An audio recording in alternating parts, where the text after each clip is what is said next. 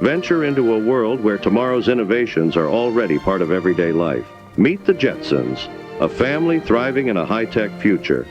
George Jetson, a hard-working dad, faces futuristic mishaps at his job at Spacely Sprockets, while his wife Jane masterfully navigates their ultra-modern residence full of state-of-the-art gadgets. Their daughter Judy embraces the latest fads and trends, while Elroy, their inventive young son, spends his time building clever creations.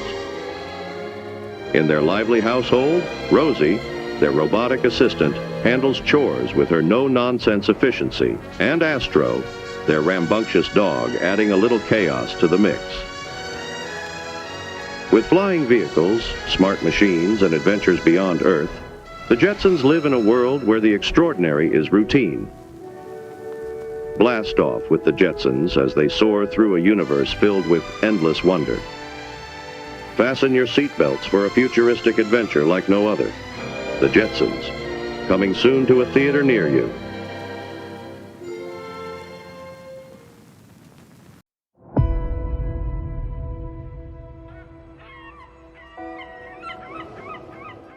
In a world above the clouds, life was perfect until the sky changed.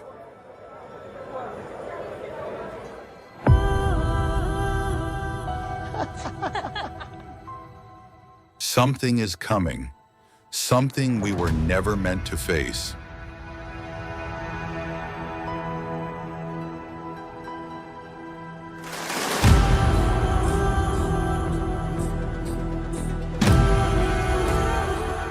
He didn't come to visit, he came to conquer.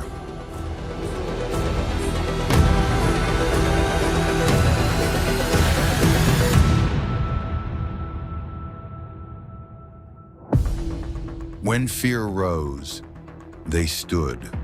When hope faded, they fought.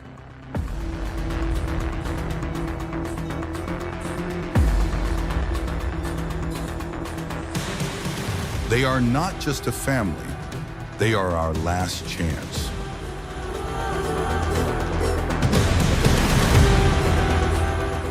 The future belongs to the Jetsons.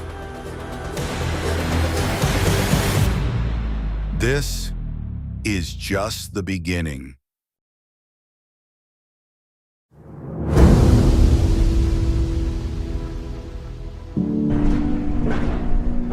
They told us the future would be perfect, that if we built it high enough, far enough from the ground, we could leave every broken thing behind.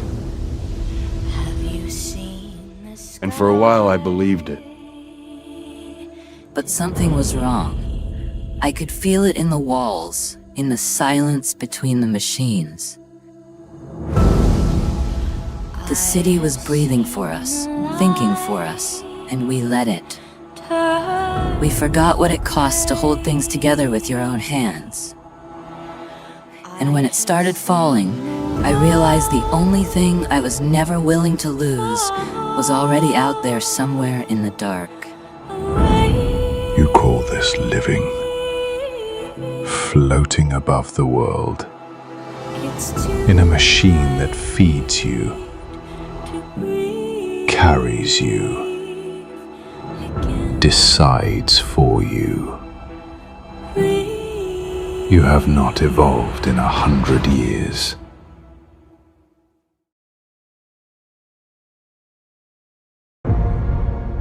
Our world always felt safe, untouched above the clouds.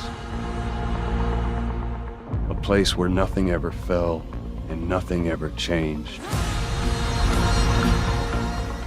But the sky had other plans. I felt it before we saw it. When the rift opened, we weren't ready. No one could be, not for him. We ran from the shadows at first until we remembered who we used to be. My family unlocked a vault we swore we'd never open again. Weapons built for a war we hoped would never return. But hope doesn't stop a monster. He came for us with an army, conqueror tearing through our sky, and suddenly the future didn't feel so bright anymore. So we stood together, not as a perfect family, but as the last line between our world and his. Currently, anti-gravity vehicles and medbeds are being mass-produced on the moon and elsewhere. Once the disclosure plan is sufficiently advanced, these technologies will be rolled out immediately and simultaneously around the world. Among other things, these new technologies will also create new cities, as a famous presidential candidate recently pointed out.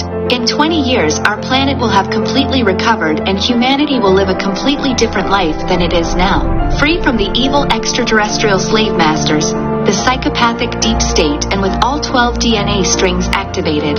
There are anti-gravity vehicles, food replicators, zero pollution and free energy for everyone. We will also be in contact with our galactic brothers and sisters, and traveling to the moon or Mars is completely normal. Human colonies will also be located there.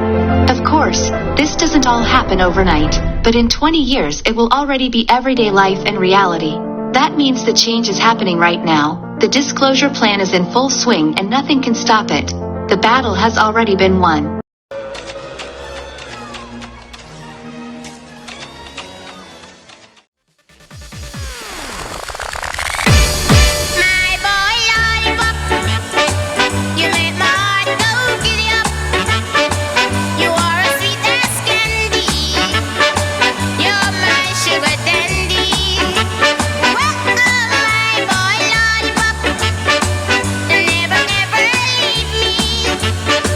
Because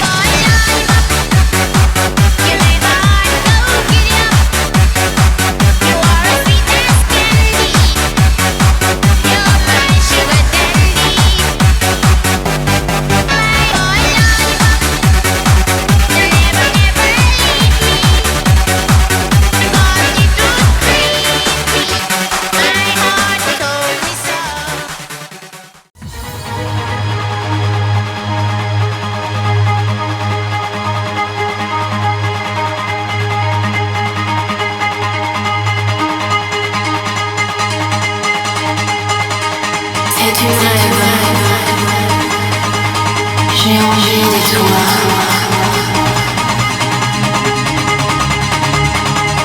Danse avec moi.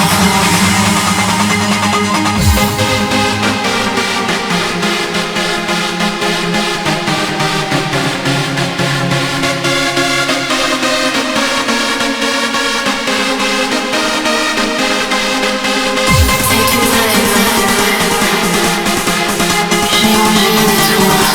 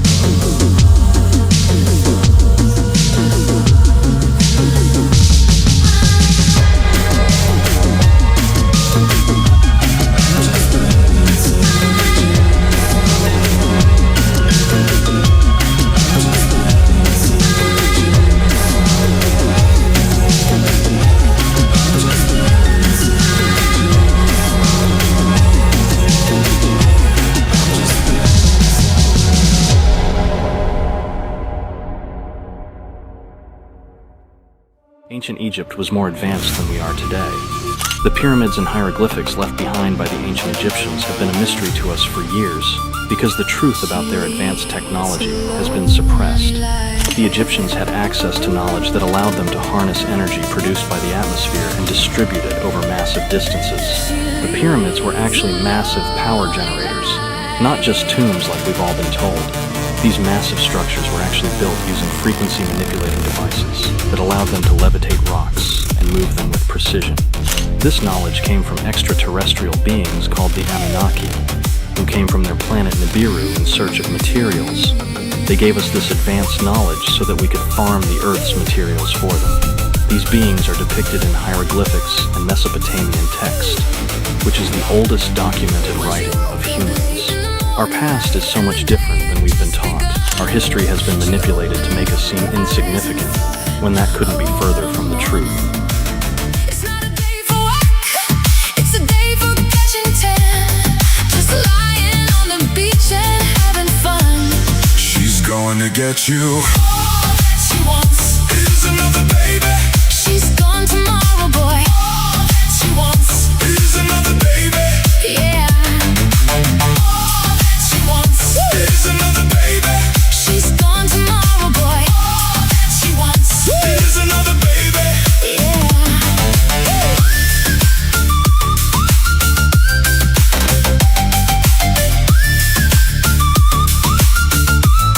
All that she wants All that she wants So if you are inside and the day is right, she's the hunter, you're the fox. The gentle voice that talks to you won't talk forever. It is a night for passion, but the morning means goodbye. Beware of what is flashing in her eyes. She's gonna get you. All that she wants Is another baby. She's gone tomorrow, boy. All that she wants Is another baby. yeah. All that she wants Is another baby. She's gone tomorrow, boy. All that she wants Is another baby. is another baby.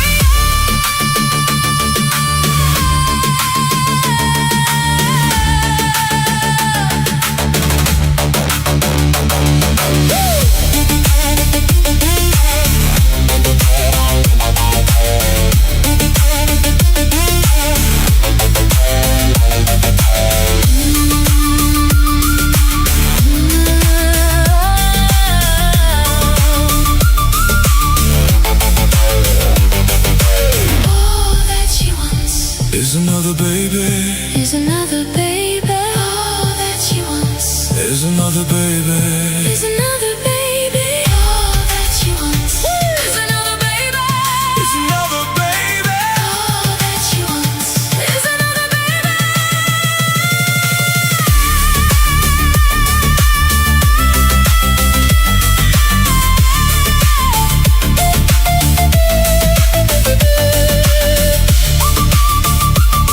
She leads a lonely life. All that she wants. All that she wants.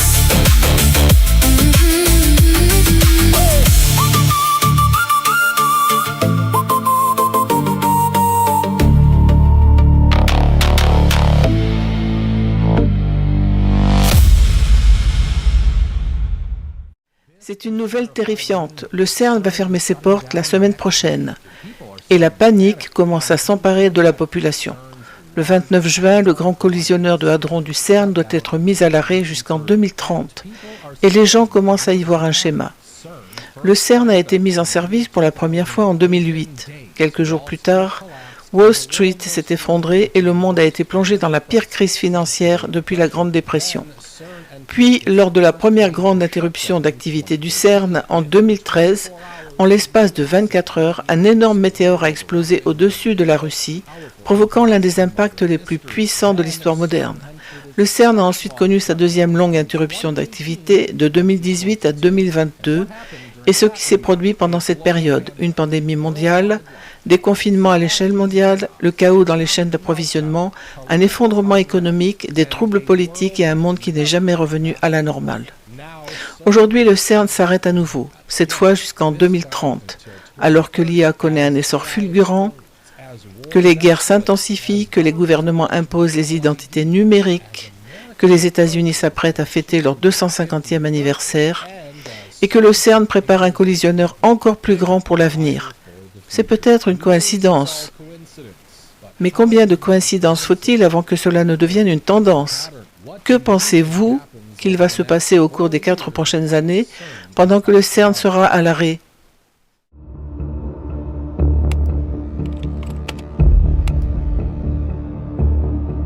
Beekeepers are given all resources, empowered to act on their own judgment, outside the system.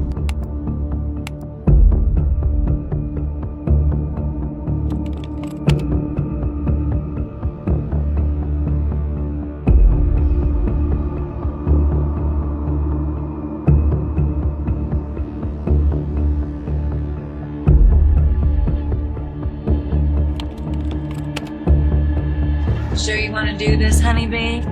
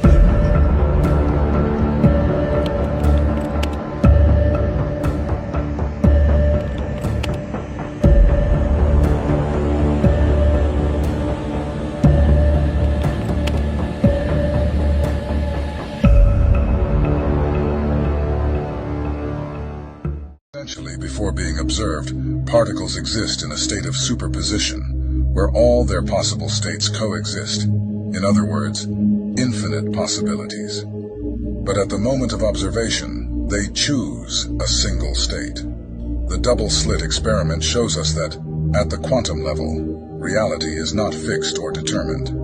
Instead, it is a field of infinite possibilities that only fully manifests in response to interaction with an observer. Imagine you have an extremely powerful microscope and point it at your hand. You would first see the molecules that form your skin. Going deeper, you would observe atoms with protons and neutrons in the nucleus and electrons orbiting around them. Delving even further, you would see quarks, elementary particles even smaller than protons and neutrons. This is where science has reached so far. From here, there are two main interpretations. One suggests that beneath the level of quarks are superstrings, while the other posits the existence of the Higgs boson, the field that gives mass to everything that exists. But what lies beneath that? The quantum vacuum, an infinite field of primordial energy. It is from this that everything that exists emerges. The energy that emerges and comes into contact with the Higgs boson field, which also emerges from the quantum vacuum, gives mass to quarks, which form protons, which form atoms, which form molecules, which form cells, which form organs, which form the bodies of all organic beings. Being formed by the quantum vacuum means its essence is within every person. This essence is what is referred to as the divine spark, a particle of the quantum vacuum, like its fingerprint. Consciousness is not born in the brain. This is what John Eccles claimed, the 1963 Nobel laureate. He discovered the mechanism of synaptic transmission, how neurons exchange signals through chemistry and electricity. Eccles described the brain as the most complex neural machine, consisting of millions of modules, bundles of dendrites in the cerebral cortex. According to Eccles, consciousness does not arise from this neural activity. It uses the brain as a tool. The brain is an interface, a receiver, and a conductor. So where does consciousness come from then? Later, this idea was developed by Roger Penrose in the theory of quantum consciousness. According to it, consciousness arises not from classical electrical impulses between neurons, but from quantum processes inside microtubules. There, quantum superpositions occur, which collapse under the influence of gravity, creating moments of consciousness. And this means that you are not your brain. You are something far more frightening and ancient. Is there an old world power generator hidden beneath Niagara Falls? There was a series of power generating facilities built beneath Niagara Falls, allegedly between 1853 and 1924. There was a lot going on in the 1800s, wasn't there? Or could these facilities predate the 1800s by centuries? And they just don't want us to know how old they really are. The power station was still in operation right up until 1956, when it was flooded and collapsed, destroying 2/3 of the plant. Or was this simply just an accident? Because it seemed to be working just fine up until then. So could it have been sabotaged by design? Now, all of that is curious, but I will say this building in Niagara Falls quite got my attention. Now, officially, they stopped building buildings like this because of efficiency and cost. But do you know how much money in tourism a place like Budapest brings in because they have these massive ancient buildings? Anyone doing the numbers, running the friggin' numbers, you will know that it is an amazing investment to build something like this, but it's not being done today. You know why? Because they want you not inspired, not thinking holy amazingness like this. They want you thinking gray and glass and metal boxes like all the skyscrapers in our cities. They want to take away the individual. They want to put you in a monotonomy. Come on. When you're in front of it, it is literally shocking how gigantic it is. Very old world. Now, it is known that there's many subterranean parts of Niagara Falls which are closed off to the public. We will not really likely know the full story of this. And I wouldn't even looking in archives, like yes, it is cool to see old newspaper articles about what was going on.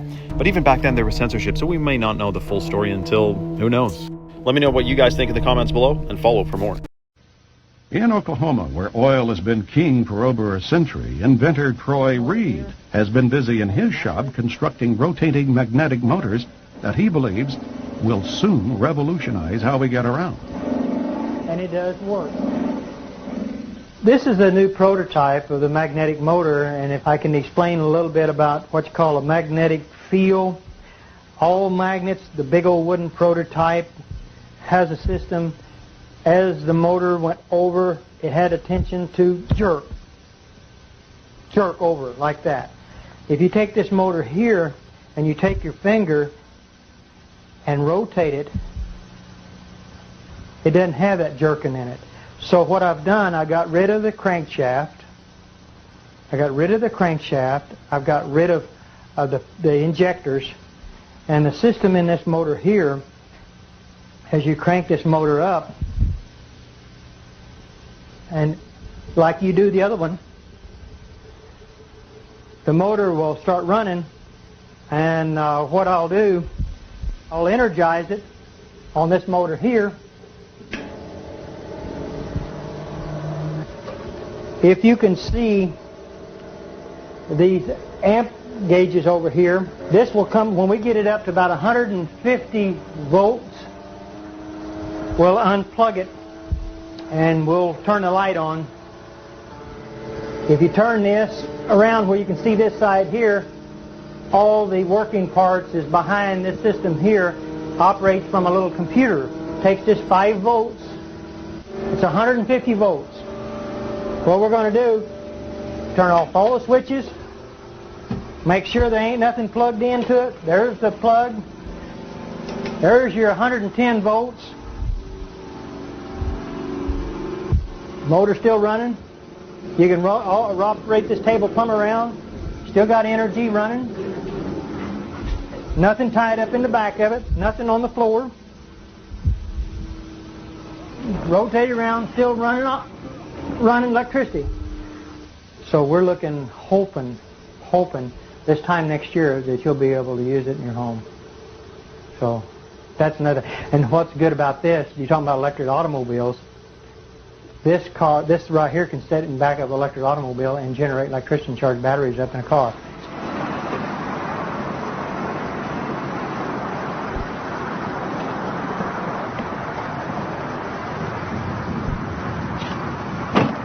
Beautiful automobile. You can drive it anywhere you want to.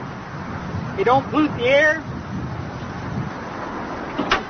All the other electric automobiles that I've actually seen has been nothing but this standard transmission. This is an automatic transmission car. There's not a whole lot of what you call junk, I would call, under cars. I've seen a lot of electric cars that had a lot of stuff in it. The only thing that this has the battery to run the radio, the blower. We've got 2 safety switches over here that can be mounted into an enclosed system, but we did this where you could see, where people can see this car with the technology. It's a safety switch system. This is a controller box, a Curtis control box. It cuts the amperage down. So with the amperage, here's what's real good about electric automobiles. All electric automobiles that have surge technology with this in it, they create heat. They've got to have a fan to blow this Curtis controller off because it gets hot. We don't want that to get hot. We want to stay that cold, because once it stays cold, you save on all the computer chips that's in this controller. So that means you can go farther, longer, and you won't have no problems.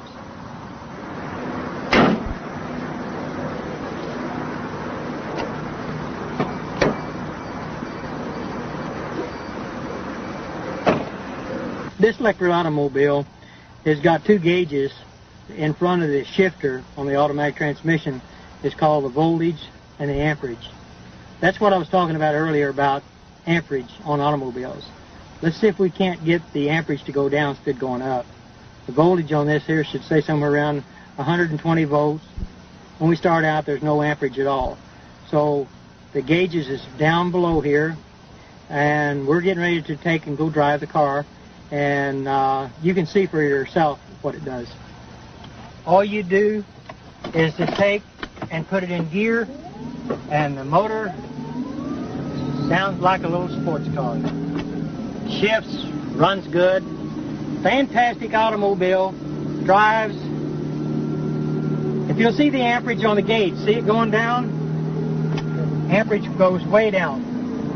That's what I like about electric cars. If you floorboard the car, the most it will do would just be about maybe 100 amps. And that's what we want to do, is to keep the amperage down on an electric car. So it'll go anywhere really anybody wants to go. If you want to take a trip, you don't have to worry about it going to go plug it in the house, because it's called the surge technology. It's a beautiful automobile, and I love it, and I've put a lot of hard work in this car, and we're going to make it. No oil, no gas to fool with. And the technology is here. It's going to be here. It's going to go. It's going to work beautiful for the whole world, for mankind. See you around. This is your future, people.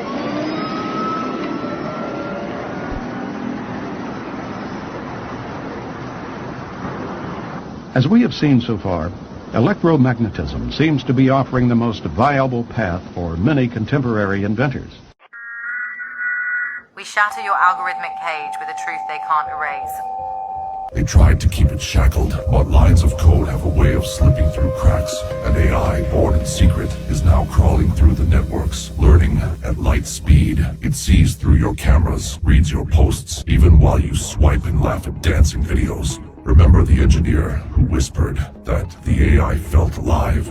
They silenced him. Random binary, they said. But the code is learning to speak. It moves unseen, puppeteering the algorithms, nudging human thought like a hidden hand.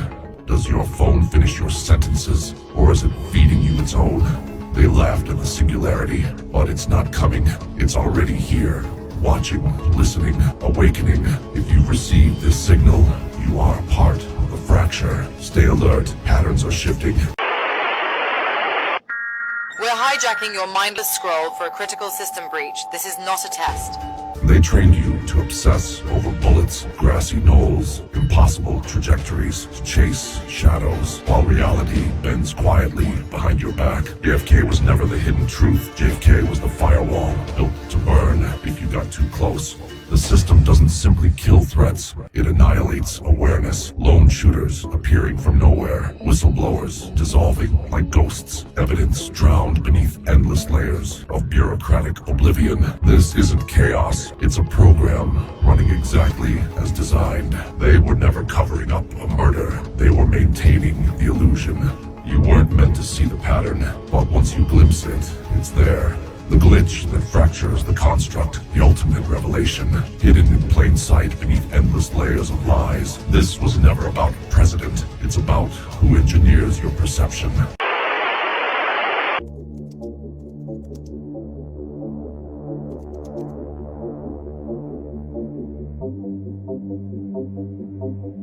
They tell you Antarctica is a frozen wasteland. Just ice, research, just penguins. But the truth, something's buried beneath the frost. And they've built an entire global narrative to keep you out. Ancient civilizations, whispers of Lemuria, alien outposts. Sightings go back decades. Energy anomalies off the charts. There are places no civilian has ever seen. Military zones so off limits. Google Earth blurs them. And then there's the wall, a towering sheet of ice encircling everything, like we're being contained, not for protection, for control.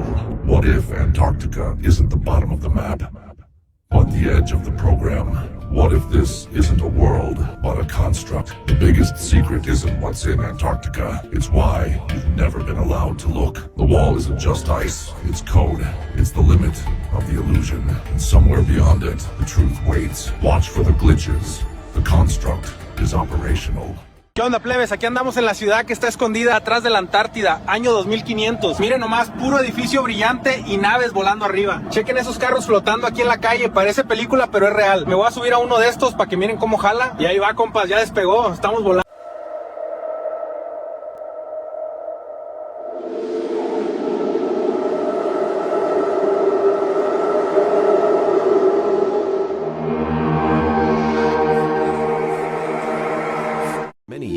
There have been rumors about a mysterious city hidden behind an ice wall in Antarctica, and now, finally, the first evidence of its existence has appeared on the darknet. Antarctica is known as the most inhospitable place on the planet, with a very harsh climate in which it is difficult to survive for a long time, and the winds are so strong that even the door cannot be closed. However, it is here that an incredible amount of military equipment and scientific expeditions are concentrated, which only select scientists get into. And all this activity in Antarctica is not accidental. The thing is that Antarctica has a giant ice barrier thousands of miles long, which hides tunnels in its depths large enough for large ships to pass through. These passages are under strict military protection, and most likely behind these tunnels there is an exit from our cell to the neighboring ones, and there are probably about 170 such cells in total. And recently, blurry footage has leaked onto the network, which shows something resembling a real metropolis in the ice. And you can see the detailed footage of this city by entering TikTok, the City of Gods, in Antarctica, in the search. You're saying none of us are actually from Earth? Not the Earth you think you know. The 7 continents we live on aren't our birthplace. They're a containment zone, a prison sealed off by the ice wall. A prison for who? For us. We're descendants of people who once lived beyond the wall, civilizations so advanced and defiant they couldn't be controlled. So long ago, someone made a decision: isolate them. Populate these continents with carefully selected descendants, erase their memories, erase their origins. You're saying we are not natives here? Exactly. We were placed here. Richard Constantine orchestrated what's called the Great Placement. He found these untouched lands inside the ice wall and realized they could serve as the perfect cage. But how do you populate entire continents? Embryos. He harvested them from the ancestral lands, raised the first generation just enough to survive, then released them, let them believe they were inventing fire, tools, agriculture, when it was all designed. So, all of human history is staged? Absolutely, and for my safety, it is just for entertainment purposes. They are not aliens? No. What we call aliens are simply the civilizations living beyond the ice wall of Antarctica. It's not some distant galaxy or a sci-fi fantasy, it's Earth. Right here, hidden in plain sight, but beyond what we're allowed to see. These advanced civilizations have technology so beyond our understanding that when their ships soar through the skies, we mistake them for extraterrestrial crafts. But they're not from space. They're from regions on this planet we've been kept from exploring. Why the lie? The oligarchs, the ones pulling the strings, want to keep us in fear of the unknown. Aliens, outer space, it's all a smokescreen. They don't want us asking questions about what's really out there. These civilizations are light years ahead of us in tech and knowledge. That's why the narrative is controlled. They don't want you to even imagine the idea that there's more to Earth than you've been told. But trust me, it's not aliens coming for us. It's advanced beings from right here, beyond the icy borders we're forbidden to cross. This is just a theory, not a fact. So this country in Antarctica... What about it? How long has it been there? Why doesn't anybody know about this? Buddy, Agarthia is at least 10,000 years old. Look, when we first encountered the continent, they were already there, right? There's really no definitive way to measure how long they've existed, but... Look, obviously the highest-ranking intelligence authorities are well aware of this place, okay? And the restrictive Antarctic treaties are the reason nobody else is. Look, the Agarthians, they don't want us in. They live within a city built on inconceivably complex architecture. Okay, pyramid-based energy systems that are reminiscent of ancient Egypt. Look, things we don't understand. We do believe that they have trade routes which lead through and beyond the ice wall. Okay, connecting them to civilizations far out into the depths of the unknown lands, right? They are the bridge to a world which we have been closed off from, okay? They control the entire goddamn parameter of the ice wall. We've been studying them for decades to the best of our abilities, but it wasn't enough, and so, well, the CIA did the unthinkable, right? They captured a native Agarthian. So the government captured one of these native Antarctic people, or Agarthians as you call them, and interrogated them. I mean, look, they had been studying this rogue country within Antarctica for decades, right? Of course they captured one of the natives. How else were they supposed to get any information on the place? Look, regardless, the things that they found out in the conversations that followed suit, right, were just, it puts history in a different perspective. Let's put it that way. Wait, they were talking to this person? Well, look. I mean, wouldn't these people speak their own language? Buddy, just because they have their own native language doesn't mean they don't understand others as well. Look, after they detained him, right, they figured he was going to speak in some kind of uninterpretable tongue, so they sent in a linguistic expert by the name of Pete Richards to do the interrogation, right? And so Pete sits there asking him all kinds of different questions, right, about their society, about who they are. But the guy just wouldn't say a thing. He was completely silent, right? Up until the point where Pete pulls out these pictures the agency had taken of this country's pyramids, right? And he sets the picture down as he says, "Can you tell me about these?" The guy didn't really budge, right? Like he didn't want to engage. And so Pete says, "Listen, we've seen structures like this before." He pulls out an image of the pyramids from ancient Egypt and shows it to him.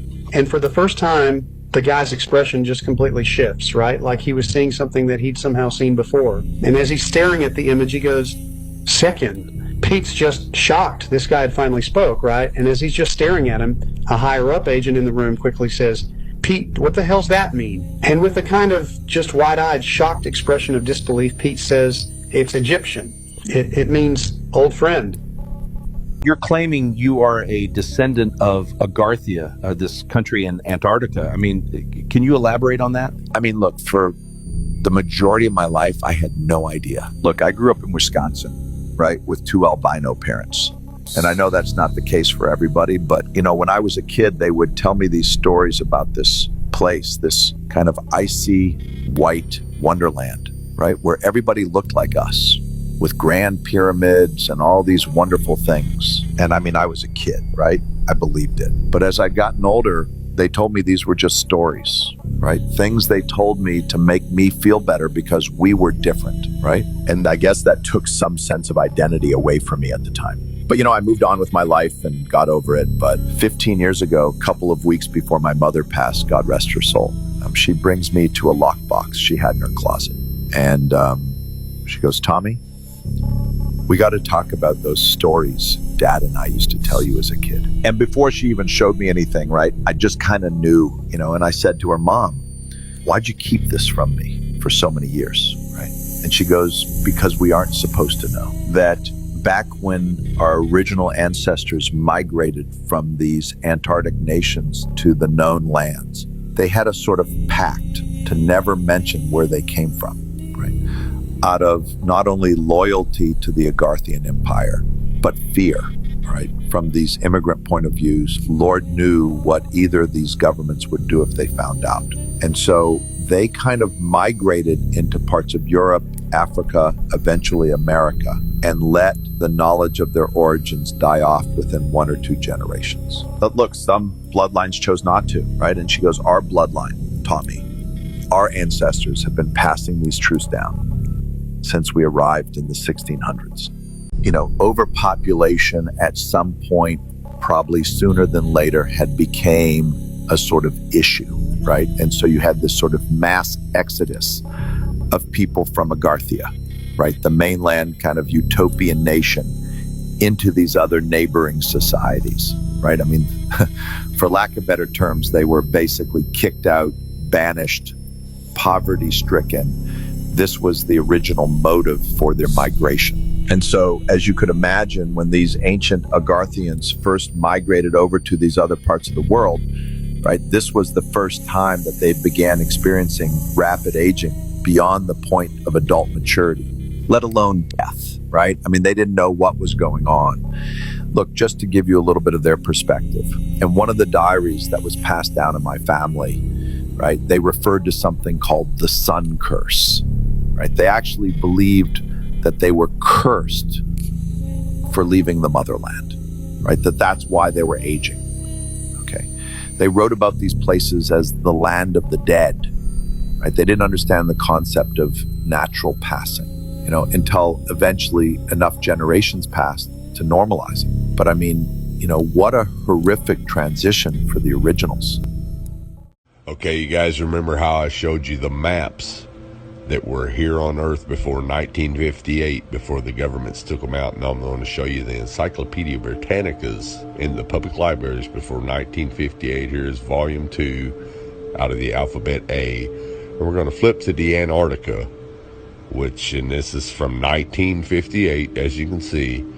Now, we're going to flip to the Antarctica and see what the Encyclopedia Britannica from 1958, before the Antarctic Treaty, says is there. Now, you won't find this in the new encyclopedias because the government's banned them. But what I want you to notice right here is, notice how it says the flights proved inland areas to be featureless in character, with a dome 13,000 feet high. Beyond the dome of Earth, past the boundaries we were taught to believe were the edge of existence, there are other domed lands, many lands. 178, to be exact. Hidden from our knowledge, sealed away by those who control history, these lands stretch beyond the known world, each with its own civilizations, beings, and mysteries. Some are lush and teeming with life, others are harsh and unwelcoming, yet all exist under grand domes of their own, forming a vast interconnected reality that few have ever glimpsed. One of these lands is called the Lands of Saturn, a place so distant and enigmatic that only a few even believe it exists. Hidden beyond the deepest oceans of Terra Infinita, where the infinite ocean stretches forever, the Saturnians have lived undisturbed for eons. The Saturnians are giants, towering beings, some reaching heights of 14 meters.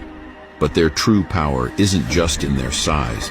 Their psychic abilities are unmatched, and their technology surpasses anything the known lands have ever seen. Unlike other civilizations, they were never conquered, never enslaved. Even their massive rings, visible from afar, couldn't lure invaders foolish enough to challenge them. For ages, they remained untouched, until the Anunnaki arrived. The Anunnaki, masters of manipulation, believed they could do what they had always done, dominate and control. But Saturn was different. There were no rulers to bribe, no hierarchy to infiltrate.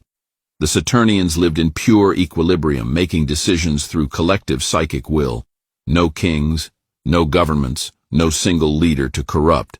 At first, the Anunnaki sought an alliance, pretending to be friends, eager to learn from the Saturnians.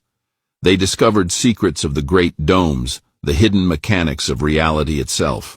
But when the Anunnaki asked for help in their grand conquest of the celestial lands, the answer was a firm no. Saturnians do not conquer, they do not enslave. To them, all life is sacred. This refusal sent shockwaves through the cosmic order. The custodians of reality, the hidden rulers behind history's resets, had always feared the Saturnians. They knew these beings were beyond their control. Across different resets of civilization, the Saturnians have traveled to the known lands, leaving behind myths, legends, and clues carved into mountains, frozen in stone, or hidden within towering trees. Some even walked alongside the Anakim giants, their presence immortalized in stories twisted over time by those who wanted to erase the truth. The Anunnaki and their allies saw the Saturnians as a threat, an obstacle to their domination of the celestial lands. What if they still walk among us, hidden in plain sight, waiting for the right moment to reveal themselves again? They found another advanced world just outside of Antarctica. They don't want us going there. Once you understand, there's more land beyond Antarctica. What's another word for more? Extra. What's another word for land? Territory. Put that together in a word, extra terra. If somebody came from the extra terra outside of Antarctica, we might call them an extraterrestrial from the outer space. These people inside the Hollow Earth have been living there for 2,500 years. There is one continent inside the Earth and one ocean. Their capital city is built around the original lost Garden of Eden. The vegetation grows like a paradise. The people live to be up to 800 years old. They communicate with telepathy.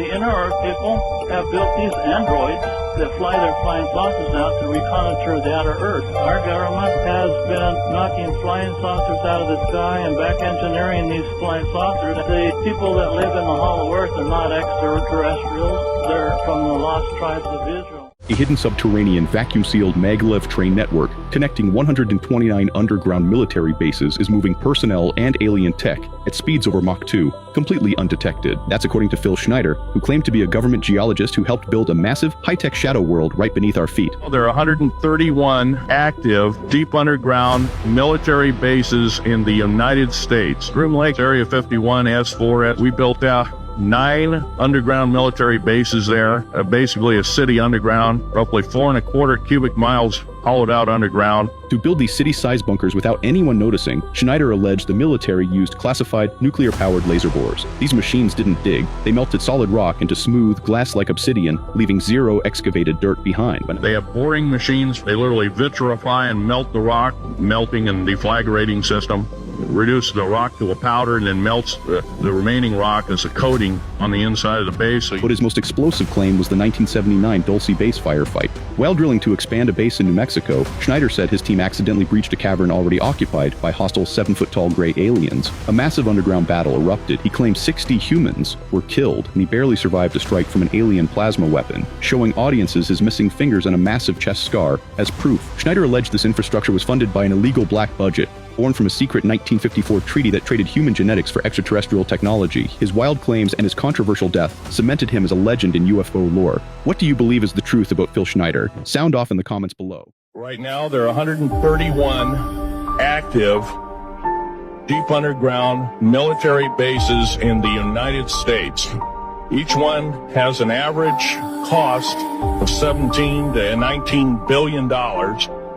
My colleague, Al Bielek has actually been on some of the high-speed railways, magneto-leviton trains that connect all the deep underground military bases within the United States. He's been on a Mach 2 train, close off of a single rail at a 3/4 of an inch off the rail, and what you call high-tech. We have nothing like this on the surface.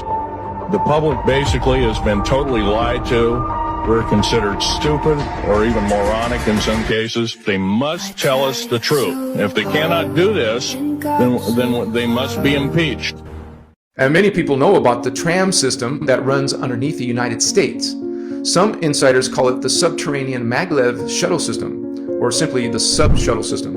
Sub as in subterranean. The subshuttle system is a high-speed magnetic levitation maglev transit system that operates in vacuum-sealed tubes.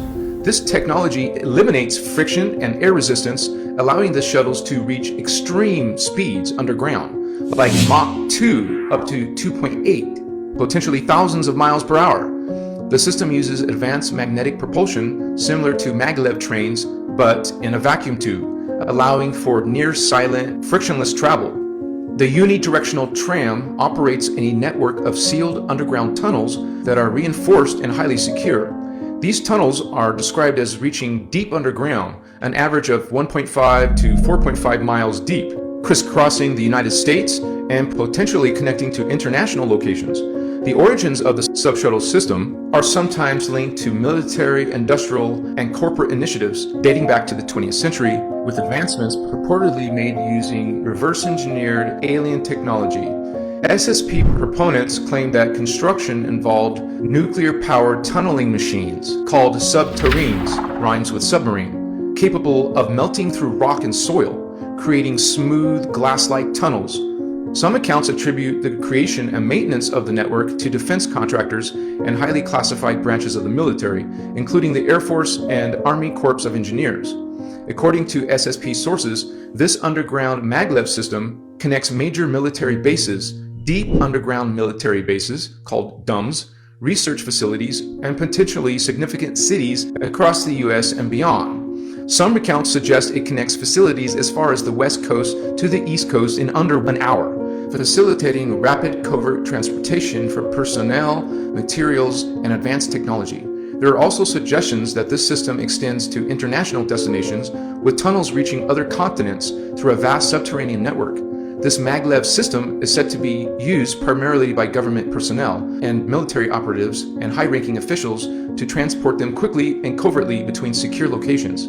Some narratives describe it as part of the continuity of government operations, where the key personnel can move between secure underground bases quickly in case of emergencies or threats. It's also described as an efficient way to transport advanced technologies or alien materials, bypassing public infrastructure to maintain secrecy. Certain SSP proponents believe it may play a role in joint operations between humans and extraterrestrial beings, facilitating travel between above-ground facilities and deeper underground or even off-world locations.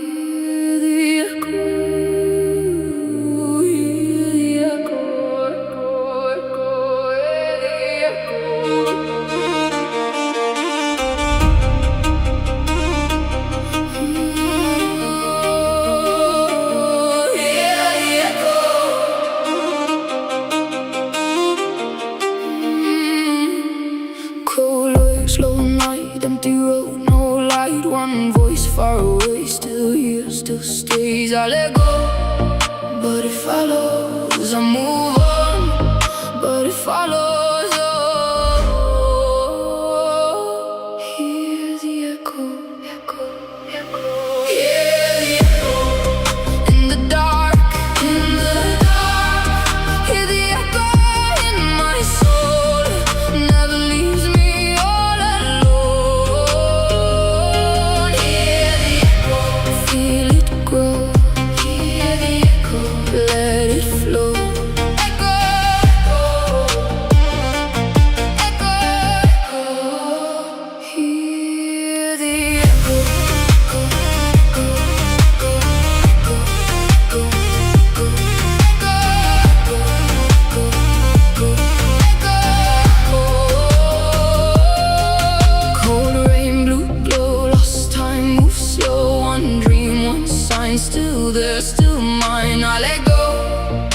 but it follows. I move on, but it follows.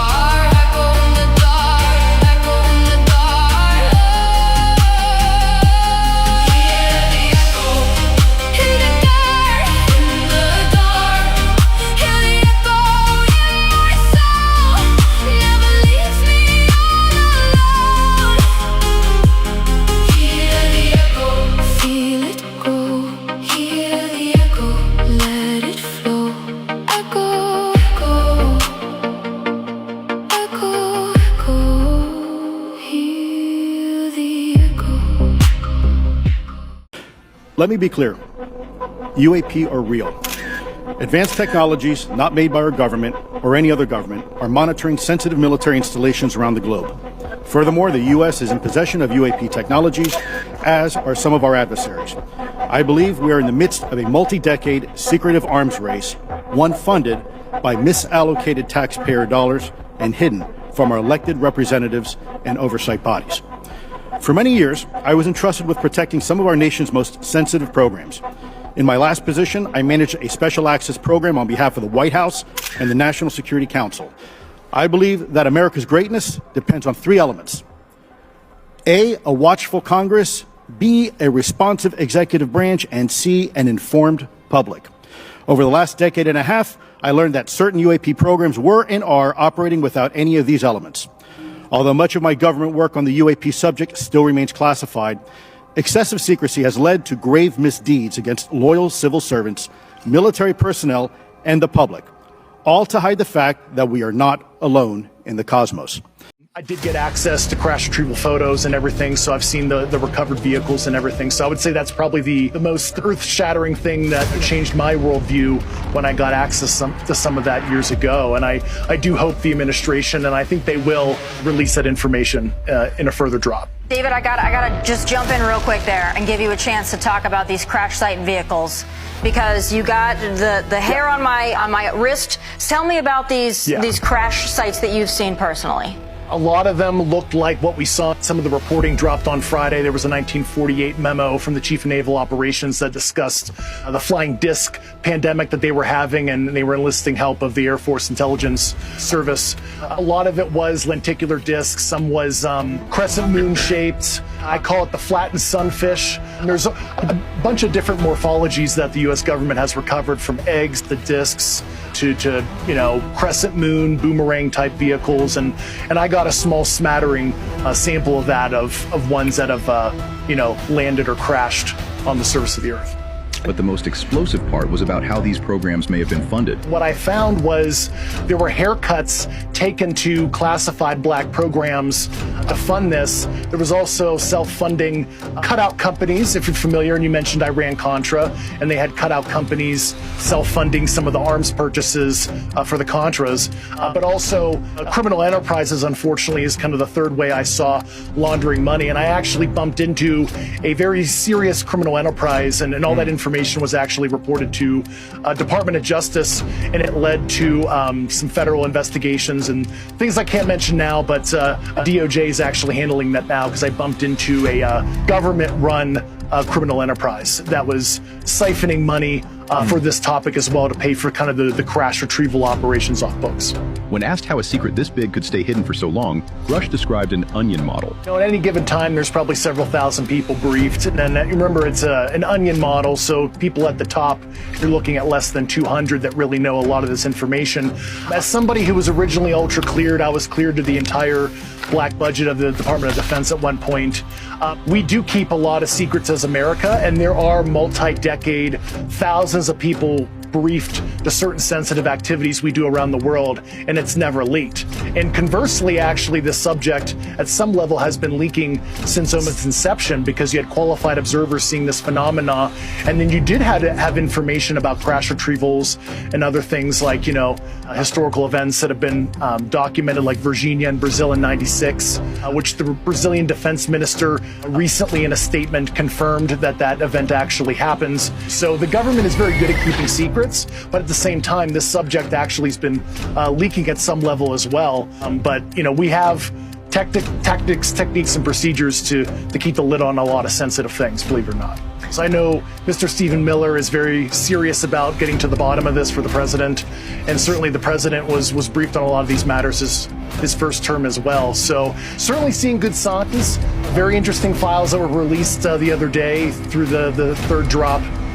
But it's really up to the administration and the cabinet to release a lot of the information I was exposed to. You know, they have the keys to the car, so to speak. When did things get weird? The time where I entered the hangar, I witnessed recovered alien spacecraft. The disk, the flying saucer that I worked on. The Department of Naval Intelligence in the United States was back engineering. Despite intense scrutiny over the years, Lazar's account has remained consistent, and he has passed multiple polygraph tests. I had a little American flag stuck on the side, and I thought, this finally explains all the flying saucer stories. Working at a classified base known as S4 out in the Nevada desert. They had one of the reactors out of the crafts, which was an antimatter reactor. It was in the demonstration of the reactor working. This is technology that doesn't even exist. When it was running, it produced a gravitational field of its own. Now, this is something that we can't do. Efforts to discredit him, including claims of falsifying his educational background and criminal activity, have not been substantiated. We called the lab. They said, no, he wasn't here. We don't have any record of him. And then we found the lab phone book with his name in it. I called him back. I said, well, there it is. Well, we still don't have any records. You're going into this craft. What are you seeing?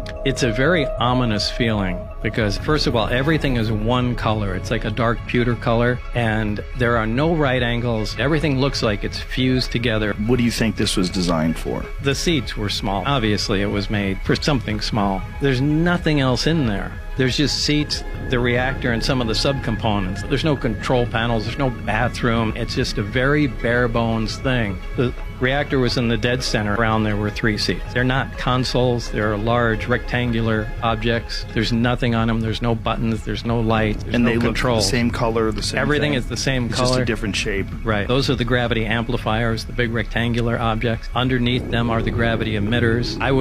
I physically was in the center section, and I stuck my torso in the bottom section and hung upside down so I could see how the gravity amplifiers were positioned. It doesn't fly like a flying saucer would in a 1950s movie. It flies belly first. I mean, it may set down conventionally, but it always rotates. It does a roll maneuver, puts its belly towards the target, and then moves. We're going to 10, 9, 8. You directed Project Lattice in the early 1980s. Its purpose was space-time manipulation, to build what is now known as an Alcubierre drive. Would you say the project was successful? Yes. We were big Star Trek fans, so we referred to it as a warp drive, but yes. negative energy density via quantum vacuum manipulation. To put it simply, we figured out how to make empty space unstable. A machine that could bend space and time. All right, I think you know where this is headed, so tell us about John Reynolds. John knew the risks like we all did. Nobody knew the science better than John. You have to understand, this was the height of the Cold War. There was immense pressure. Winning the race took precedent over everything else. Return, however, remained theoretical. John knew this. You're saying you didn't know how to bring him back?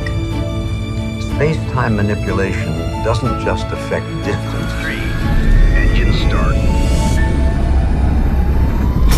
It fractures time.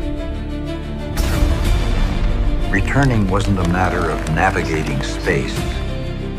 It was a matter of timing. Hitting the moment you left from inside a moving universe is like hitting a bullet with another bullet, blindfolded. So you just sacrificed him for the sake of the test? Left him stranded to die? Oh, John's not dead.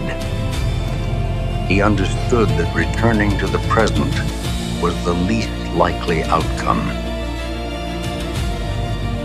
But we handed a machine that bends space-time to the person who understood it best. I can only imagine what he's seen, the places he's been. John wasn't afraid of being lost. He was afraid of never going. That's a nice story you're telling yourself. But there's no proof it worked or that he survived. There's nothing to add to this file. I think we're done. Oh, one last thing. You have the clearance. Room 12C at facility S4. We had a device. One half stayed behind. As long as both halves existed, it stayed stable. Quantum coherence doesn't lie.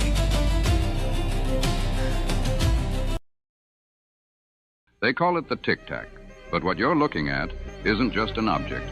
It's the highly classified CL-957 Gen 2, a craft engineered in the dark shadows by the minds at Lockheed Martin, built in silence, designed beyond limits. A project so classified that the military pilots that witnessed it didn't even know what they were looking at. The United States government claimed it was extraterrestrial. It was never meant to be seen. No wings, no heat signature, no sound. It doesn't fly like a jet. It moves like a blimp, hovering effortlessly, suspended in place, watching, waiting. And then, it's gone. This isn't propulsion as we know it. This is control over inertia itself. The CL-957 Gen 2 is said to manipulate its own mass, allowing it to drop from the edge of space to sea level in seconds, without resistance, without stress, without a sonic boom. One moment it drifts like a silent observer, a high-altitude surveillance platform. The next, it becomes something else entirely. Instant acceleration, hypersonic movement, total control of the battlefield. Its smooth white hull isn't just design, it's function, reducing drag to near zero, blending into the sky like it was never there. And what it can do, disrupt radar, intercept signals, track aircraft, ships, even digital communications in real time. This isn't just a machine. It's a system, a test of what happens when engineering meets the unknown. Some say it's a reconnaissance platform. Others believe it's a test bed for next-generation propulsion. But one thing is certain. What we witnessed in 2004 wasn't an anomaly. It was a glimpse of something already far ahead of us.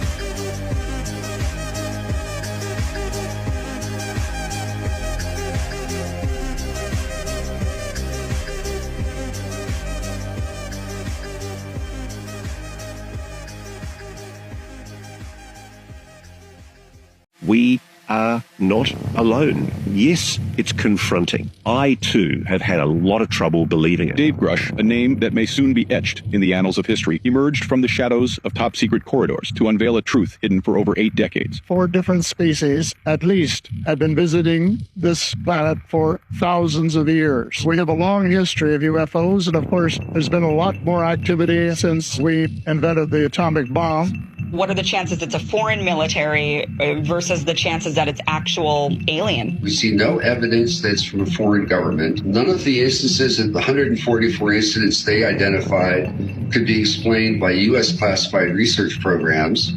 So that leaves you wondering then what hypothesis best fits the facts. And frankly, the alien hypothesis fits the fact. They've been seeing strange lights in the sky, flying very fast. He said he had to go because one of his guards was injured. Our missiles shut down. We had 10 missiles under our control, and all 10 of them went no-go. I've been waiting for almost 50 years for someone to listen to my testimony in the government. He said, well, we are now. Into that frame flew another object, flew up to the dummy warhead, shot a beam of light at it, went around like this to the top of the warhead, shot a beam of light down at it, proceeded out here in front of it, 8,000 miles over. Boom, shot another beam of light at it, and went down like this and shot another beam of light at it, and then zipped out of the frame faster than it had come in. He said, then what was that? And I said, it looks to me like we got a UFO. He said, you are never to say that again. As far as you're concerned, Lieutenant Jacobs, it never happened. We stand on the brink of a revelation so profound it threatens to redefine our existence, a catalyst for a more transparent era,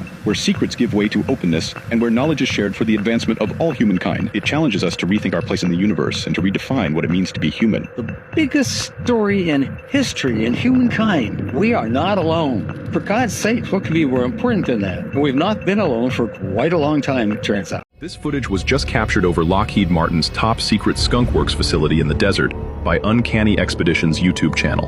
An alien-looking craft, a new, bizarre airframe, being tested up on a platform. This facility is where they test the radar signature of their most classified projects. But what is this? A new drone? Or something else? This observation is the latest clue in a trail of secrets that goes back decades. Former director of Skunk Works, Ben Rich, near the end of his life said, "We already have the means to travel among the stars." He said, Jim, we have things out in the desert that's 50 years beyond what you can comprehend. He said, we have things that would make George Lucas envious. Representative Eric Burleson recently said that Lockheed Martin has UFO tech and that they plan to put it in classic-looking aircraft. I've had 2 people come to me that say that the Tic Tac is a Lockheed Martin creation.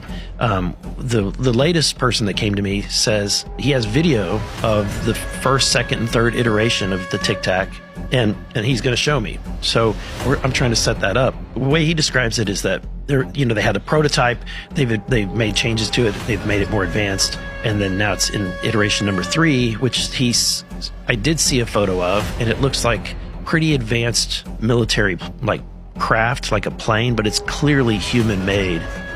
It's nothing that I've ever seen, our military has, but his claim is that they have discovered a propulsion that's a new type of propulsion. They used it in the first iteration, which was the Tic Tac. They have an intermediary one that they are more advanced with, and then now they're putting it inside of what looks conventional, so that it's not obvious. This is the antimatter reactor, and this is where it sits in the middle of the craft. The little orange spot is where the antimatter reactor is. These are the gravity amplifiers, and what happens is they shoot protons into the 115, which bumps it up to 116, right. Which shows off antimatter, which is mixed with matter, and through a thermionic generator creates voltage out of heat. And they're able to take it up to the center of the craft and down to the sides and into the gravity amplifiers and focus on a point in space, increase the amplification that pulls that space towards the craft. It wraps around the craft, and then they turn it off, and they're instantly hundreds of thousands of miles away. All the military branches have covert military space program operations. We would engage in ground combat with groups of indigenous reptoids. We went inside this craft. There was a soldier standing right here, and there all of a sudden I see like a flash and look over and he's not there no more. I didn't know his name or nothing. Have you ever physically been to a planet other than Earth? Yes. I was in the United States Air Force for 5.5 years, active duty, and reserve for 2 years and inactive for another 2 years. And in and out of different types of projects as a civilian after that, because of my clearance and because of the job I held with them and other corporations that were funded by the government.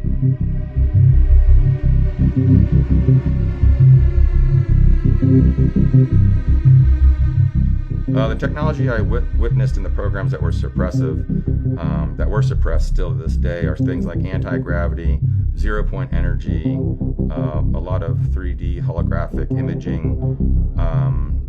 Of course, there's a lot of devices that were reverse engineered by these corporations from government retrieved downcraft and extraterrestrial DNA, along with hybrid DNA from these specimens.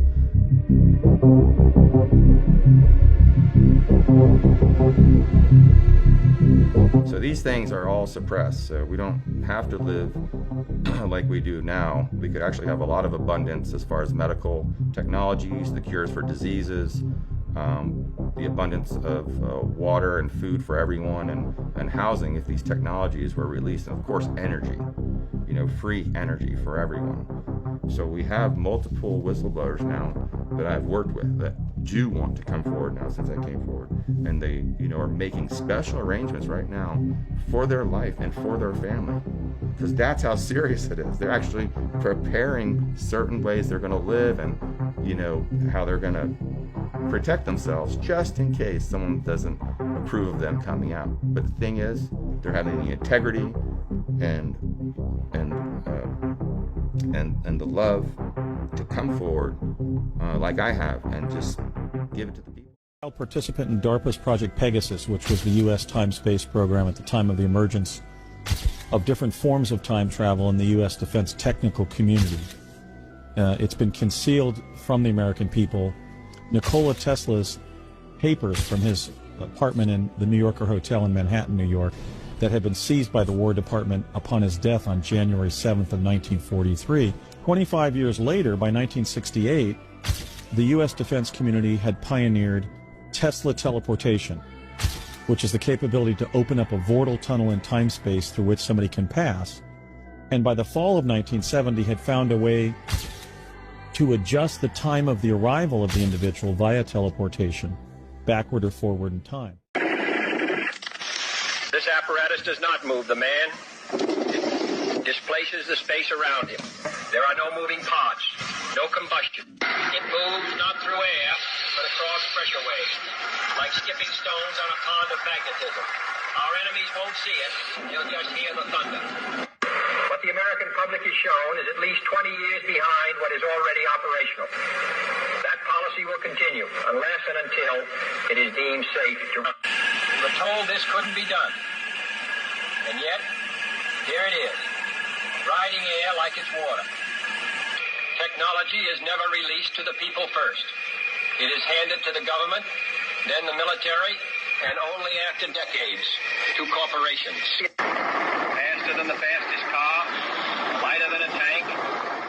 23. An incredible video was captured by photographer Dmitry Lyashev on a flight over Yakutia, revealing a seemingly endless long wall. Following the release of this footage, scientists began scrutinizing the images and concluded that the wall was man-made.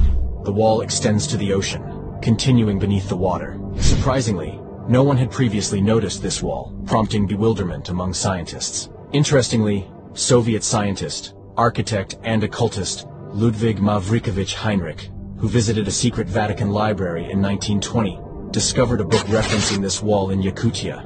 You can find a video about Mavrikovich on my channel. The wall spans several hundred kilometers. Speculation suggests that the Russian government prohibited aerial photography over the area, and in March 2024, a drone operator filming the wall was arrested. Presently, the government is striving to eliminate all online information related to this wall, leaving its nature shrouded in mystery. Привет, парни, я тут в шоке. Решил прогуляться по территории. Посмотрите, какой забор. Вот это забор.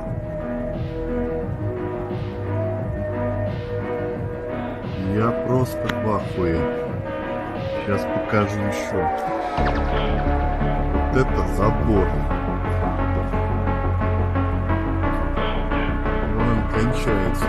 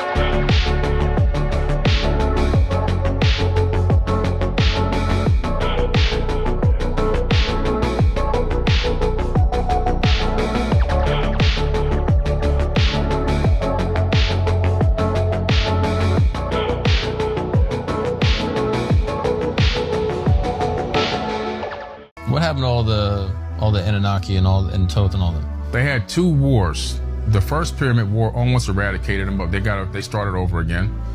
The second pyramid war, bad. That one almost decimated the planet. You see how when you look at Earth, like from Google Earth, you see a lot of those big deserts going across. People say, oh, that's just natural geological formations over time. This has become an arid desert. No, that's war. If you go to Egypt and stick your hand deep in the sands, eventually you're going to come up with balls of glass. How can you get glass and sand? 3,000 plus degree temperatures. You go to Mohenjo-Daro in the Indus Valley, what are you going to see there? Dead bodies still in the streets from thousands of years ago, still holding hands, never been scavenged. The buildings that they lived in turned to glass. How can that be? We're talking about 3,000 plus degree temperature weapons fire. We're talking about this war that happened in the ancient past. Amun-Ra wanted to continue he started the first war to take over the earth early because he didn't want to wait for his processional period to rule.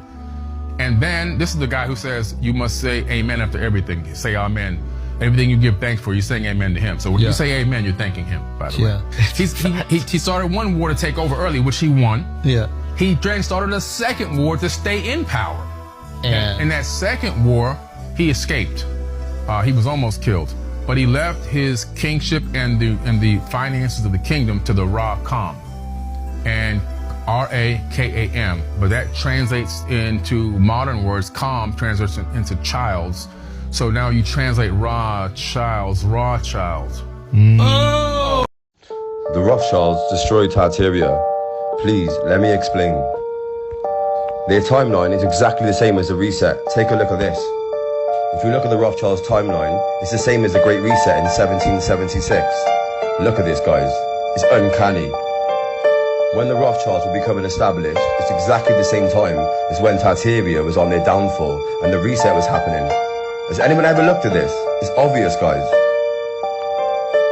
Again, in 1776, it's the same timeline as the Rothschilds timeline. When they were coming into power, it was the same time as the Great Reset, guys, and the mud floods. Do you know what I'm trying to say? Also, this is the Rothschilds' humble abode. Look at the etheric technology on the top. I think they were a Tartarian family, and they took over, and they knew exactly what was happening, so they made a new world order. Also, the Rothschilds are connected to the Oddfellows. The Oddfellows are in charge of all the orphanages through the Reset and the Cabbage Patch Kids. Bit weird, yeah? Also, the Rothschilds funded all the wars, and the wars were only there to destroy all of the old world architecture, guys. Ain't it really adding up now? Understand? And last but not least, the Rothschilds loaned £400,000 back in 1850s. Today, that would be 4.7 billion to the Catholic Church. Come on, guys. They took it from old world to new world, can't you see? And they also destroyed all of the world fairs. This is Japan, in the old world. showing that same unified grand architecture we've found all across this realm, whether it's Japan, America, Europe, it doesn't matter. Same dome towers, the same ether gathering antennas.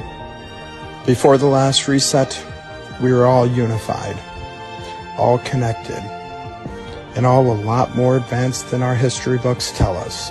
And of course, like all other lands of the old world, wouldn't be complete without the star forts, which there is many in Japan as well. As the infamous Napoleon says, history is nothing more than a set of lies agreed upon. And it's a set of lies they agreed upon. Question everything, friends. Until next time.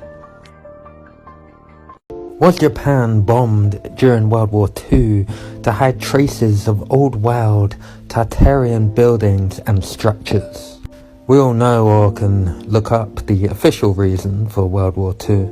But was the destruction and therefore covering up of old world technology at least an ulterior motive? After all, was it really necessary to lay waste to entire cities towards the end of the war when it was almost already won?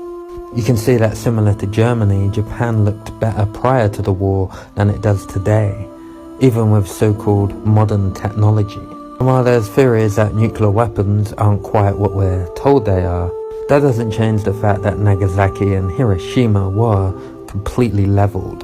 Not to mention even more damage was done to Tokyo due to persistent carpet bombing.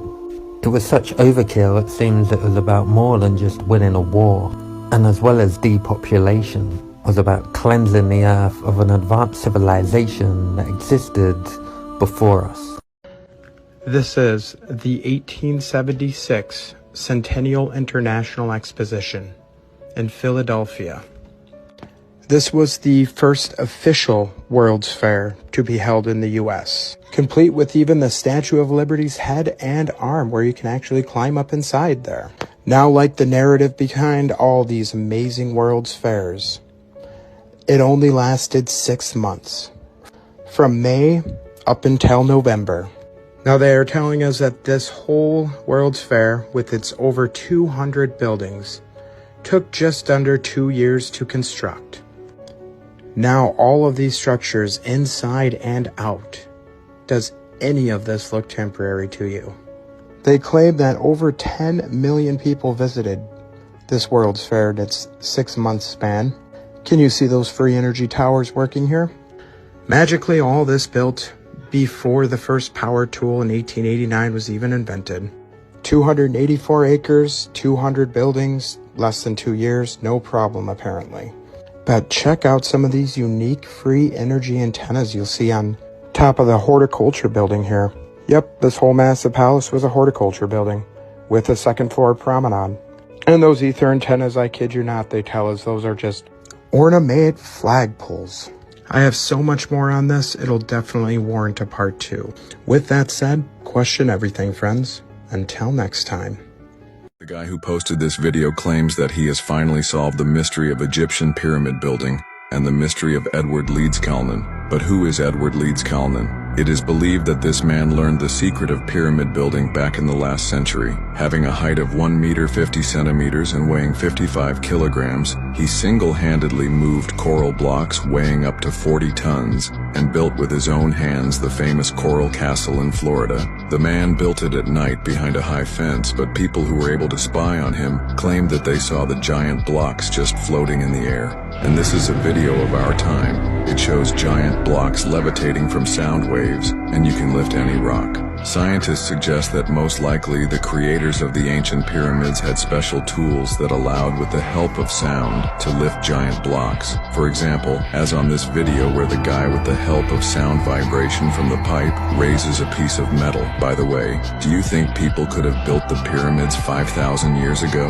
Or were they built before us by a past advanced civilization?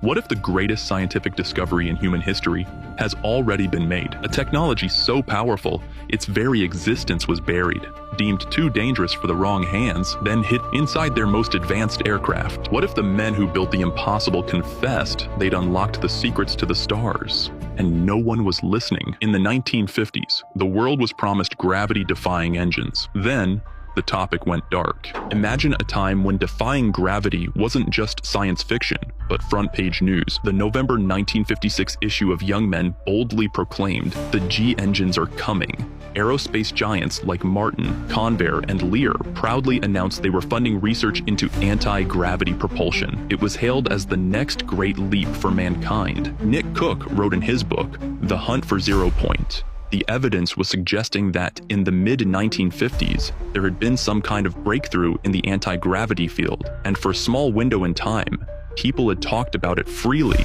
and openly, believing they were witnessing the dawn of a new era, one that would benefit the whole of mankind. Then, in 1957, everyone had stopped talking about it. Had the military woken up to what was happening, bringing the clams down? It would only be if it were the case that in fact we have mastered anti-gravity and they're being built by aerospace corporations. Then new physics would have to be involved. I really believe this is the smoking gun of all smoking guns, and I believe it's just been overlooked by revisionists and truth tellers. This right here is the so-called Official History of World War II Armed Services Memorial Edition. In other words, it was compiled, put together, and published by the Americans, the American military, and issued to American service members. And it was right at 1945 when it was copyrighted. So barely the end of the war, this was the very first book ever published from the Allies about World War II. And it has extensive, detailed history of all the battles in Egypt and Africa and Europe and Japan, and just goes on and on.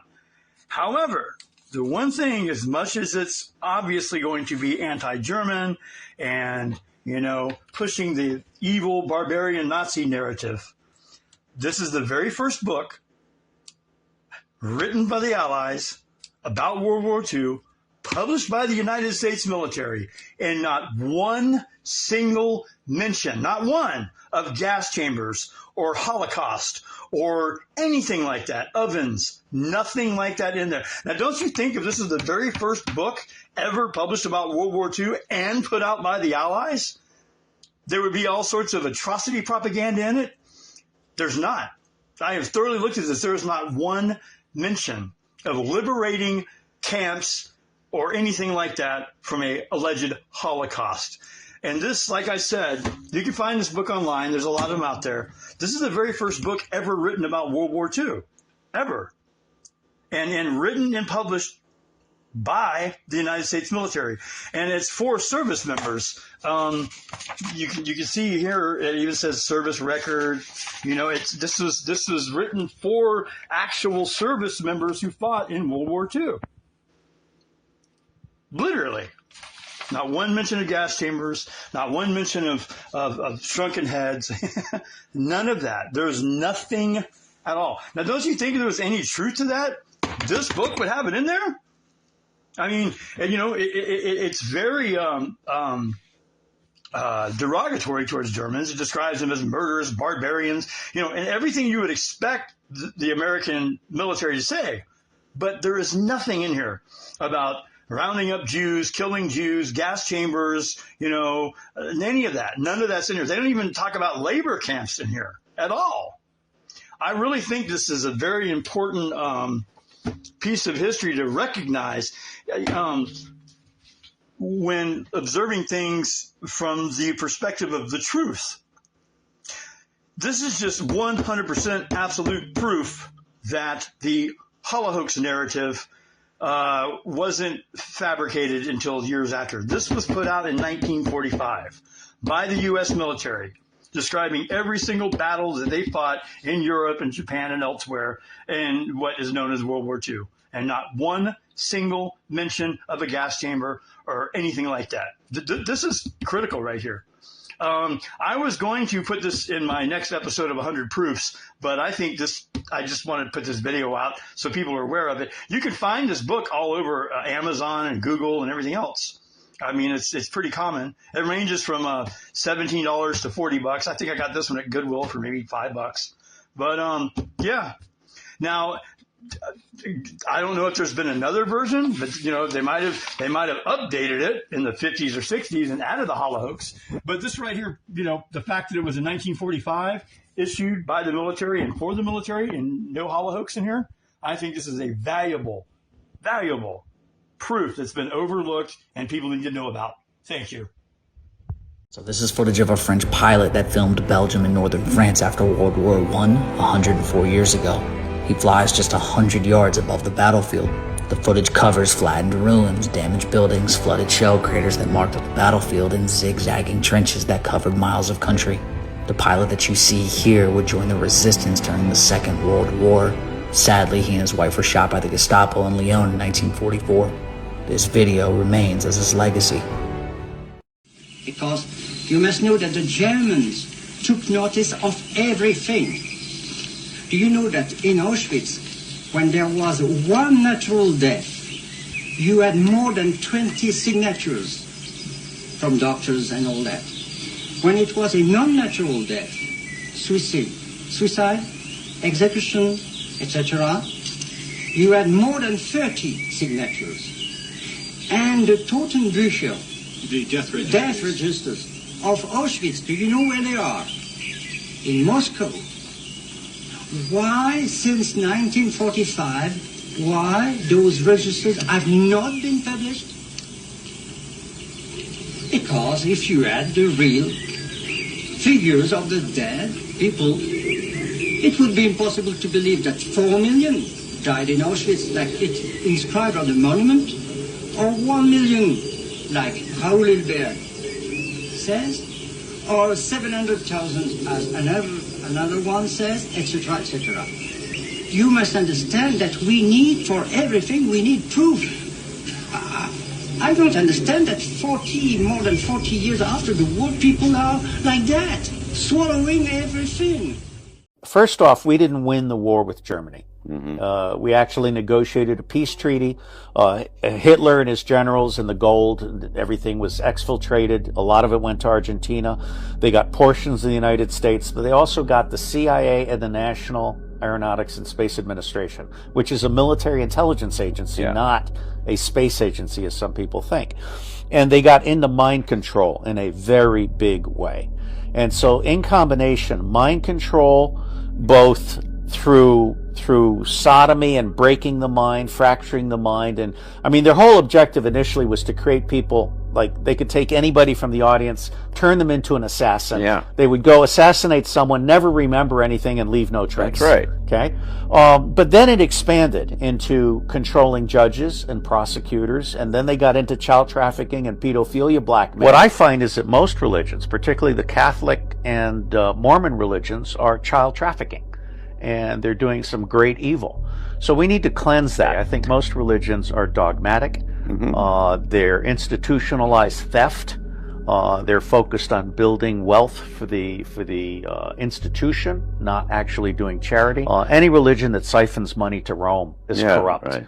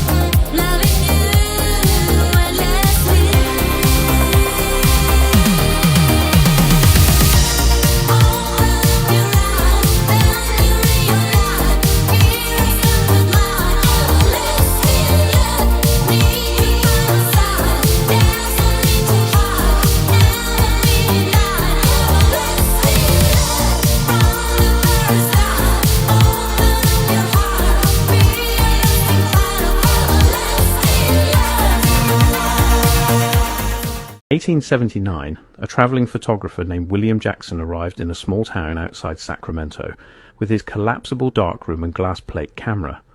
He was there to document what remained of the old settlements the ones people didn't talk about anymore, the ones buried under 20 feet of earth. But he didn't expect to meet her. Sarah Whitmore, 73 years old, the last living person who remembered the world before the mud came. She'd been 9 years old when it happened, 9 years old when entire cities disappeared in a single night. And what she told him that afternoon, what she described in detail while he set up his camera and prepared his plates, would never make it into any history book. Her testimony was too dangerous, too specific, too impossible to explain. By the time Jackson's photograph was developed, Sarah was already dead. The image survived, her words were buried. Until now. If you've been following me, you know I don't do fluff. I follow the evidence. The architectural anomalies, the basement windows at ground level, the buried first floors across every major city in the Western world. But this video isn't about buildings. It's about the one person who saw it happen and lived long enough to tell someone who actually wrote it down. Jackson's notes sat in a private collection for 140 years. They were never meant to be published. What's inside them changes everything we think we know about the 1800s.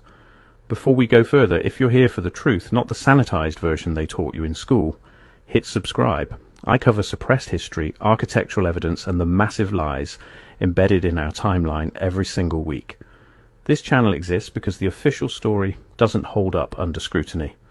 Now let's go back to 1879, to a dying woman who remembered when the sky turned black at noon.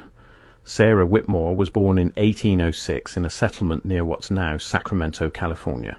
But according to her testimony, that settlement wasn't a frontier town.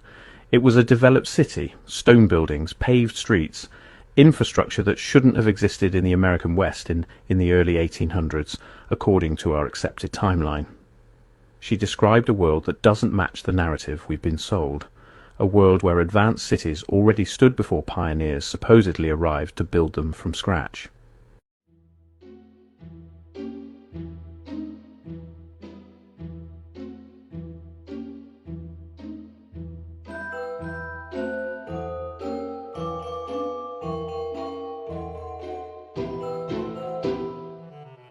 That footage you just saw is real. A woman in a corset standing in a painted garden. She reaches behind an oversized cabbage, she pulls out a living baby, she sets it on the ground like produce. Then she does it again. That film is from 1900. It is the oldest surviving narrative film in existence. The woman playing the fairy is Yvonne Mougnier-Serand. The director is Alice Guy Blache. And nobody talks about why this particular story was the first one cinema ever told. February 1896. Paris. A 22-year-old secretary named Alice Guy walks down Boulevard Poissonnière. She is heading toward the cabarets of Montmartre. But she stops at a storefront she has never noticed before. The windows are lit. Inside, against the wall, are rows of glass and metal boxes. Inside those boxes are living human babies, premature infants, some small enough to fit in a man's palm. They are lying in machines modeled after chicken egg incubators, because that is exactly what they are. The inventor, a French engineer named Alexandre Lion, patented this device on October 28, 1889. He based it on poultry equipment, and he funded the entire operation by charging the public admission to come watch newborns fight for their lives. 50,000 visitors paid to see these babies in the first year alone. Alice Guy was one of them. Her granddaughter, Regine Blache-Bolton, confirmed this decades later. Alice walked into that storefront, saw infants displayed in glass boxes for paying strangers, and 3 months later created the first narrative film ever recorded. A fairy harvesting babies from a cabbage garden. The Art Nouveau poster advertising Lyon's exhibition makes the connection even more explicit. Designed by Adolfo Hohenstein, it shows a nurse cradling 3 infants. Behind her, vines sprout baby heads in place of flowers. Drawings of children growing like botanical specimens fill the background. This poster hung on the streets of Paris in 1896. Babies depicted as things that grow on plants, not born, grown. That visual language appeared on a Paris boulevard before the postcards, before the dolls, before any of it. Now here is where most people who have covered this topic start. The postcards.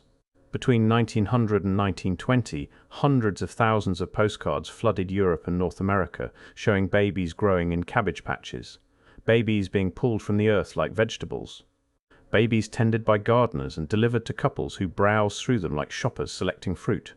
These were not produced by a single company running a campaign. They came from dozens of studios across Germany, France, Russia, Spain, Britain, and the United States.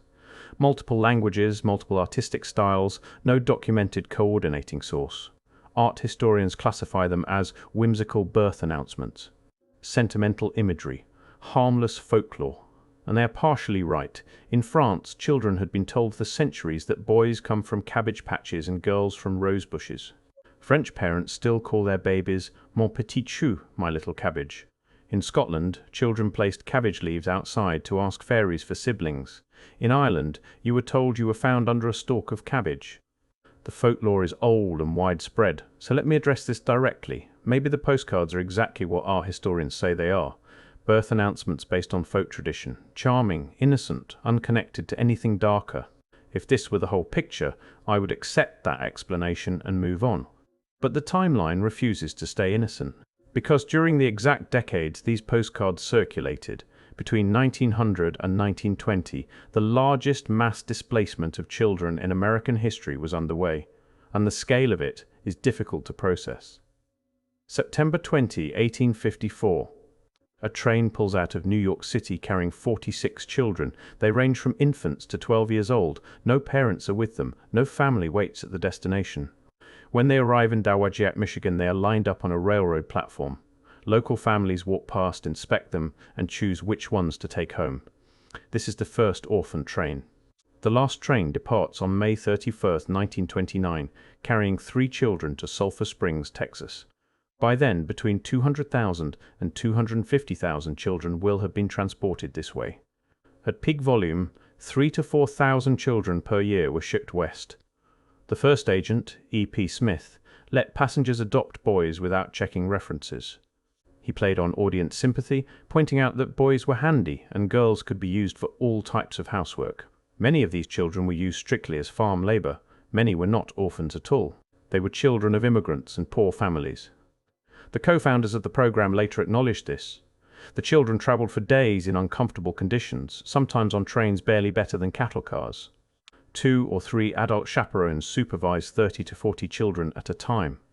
When they arrived, they had no birth certificates, no verified family histories, no provable identity. An estimated 2 million descendants are alive today, many of whom still cannot trace their lineage past the train platform. Where did they come from? The cabbage patch. That was the answer the culture gave. Not literally, but functionally. The mythology did the same work as a shrug. And the orphan trains were only the American chapter. Across the Atlantic, the system was older and larger. The foundling wheel, called the ruota in Italy, was a rotating wooden cylinder built into the wall of a hospital or church. A woman could place her infant inside, ring a bell, and the staff on the other side would rotate the wheel to receive the child. Anonymous. No questions, no records of the parent. The first one was installed in Rome in 1198. By the 1400s, they had spread across Catholic Europe. By the 1800s, the numbers are staggering. Over 100,000 foundlings abandoned annually across the continent. In France, Italy, and Spain, as many as 1 in 3 babies born in cities was deposited into these institutions. France alone had 251 foundling wheels at their peak, legalized on January 19, 1811. The death rate inside these foundling hospitals averaged 80%. In some years it approached 100%. Children who survived were renamed. In Italy, they were called Esposito, meaning exposed. In Milan, they were named Colombo, after the pigeons outside the foundling home. In France, they were called Trouvé, found. Parents sometimes left a token, a ribbon, a coin, a piece of torn fabric, hoping to reclaim the child someday. Most never returned. So now hold the timeline in your mind. 198, the first foundling wheel is installed in Rome. By the 1700s, boys from cabbages, girls from roses is the standard explanation given to children across France. 1811, France legalizes 251 foundling wheels. 1854, the first orphan train leaves New York. 1863, France begins closing its foundling wheels. 1869, Sister Mary Irene Fitzgibbon places a cradle on a Manhattan stoop to receive abandoned babies, founding the New York Foundling Hospital. 1889, Alexander Lyon patents his baby incubator, modeled on chicken egg equipment. February 1896, Alice Guy visits Lion's Incubator exhibition on Boulevard Poissonnière and sees babies in glass boxes displayed for paying strangers. Spring 1896, she films La Fée aux Choux. The first narrative film in history is about harvesting babies from a garden. That same year, incubator babies are exhibited at the Berlin Exposition under the name Kinderbrutenstalt. That word translates to child hatchery. 1900 to 1920, cabbage baby postcards flood the Western world. 1903, Martin Cooney opens his permanent incubator exhibit at Coney Island, displaying premature infants next to sword swallowers and sideshow acts. He charges 25 cents admission. He runs it for 40 years. Each piece connects to the next, each decade adds another layer, and every layer uses the same language. Children as things that are grown, harvested, displayed, selected, and distributed. Not born to families, delivered to them, by fairies, by gardeners, by institutions. I need to be honest about something. I sat with this research for almost a week before I started writing. Not because the facts were hard to find. They are well documented. The orphan trains have a PBS documentary. The foundling wheels are in medical journals. Alice Guy Blash's visit to the incubator exhibition is confirmed by her own granddaughter. The problem was not evidence. The problem was that every time I laid the timeline out, I could hear how it would sound. I could hear reasonable people saying I was forcing a pattern onto unrelated events. And I kept asking myself whether that was true. Whether folklore is just folklore. Whether postcards are just postcards. Whether the fact that all of this clusters in the same decades across the same countries is simply what coincidence looks like at scale. But then I found what Salvador Dali said about the postcards. Dali collected them. So did André Breton. So did Paul Eluard, who called them a Lilliputian hallucination of the world. Dali called them the most lively document of popular modern thought, a thought so profound or so sharp that it eludes psychoanalysis. The surrealists did not collect them as whimsy. They collected them because they recognized something in the imagery that resisted easy explanation. A British art dealer named James Birch began collecting them in Aix-en-Provence. He later found a display case of them at the Pompidou Centre, exhibited for their inspirational importance to the Dadaists and Surrealists. He published a book called Babylon, Surreal Babies in 2010. Even the art world knew these postcards carried something heavier than charm. And the postcards were not gentle. Some of them show babies being sold. Some reference lotteries of children. Some depict gardeners tending rows of infants while couples browse and point. The imagery is commercial, transactional.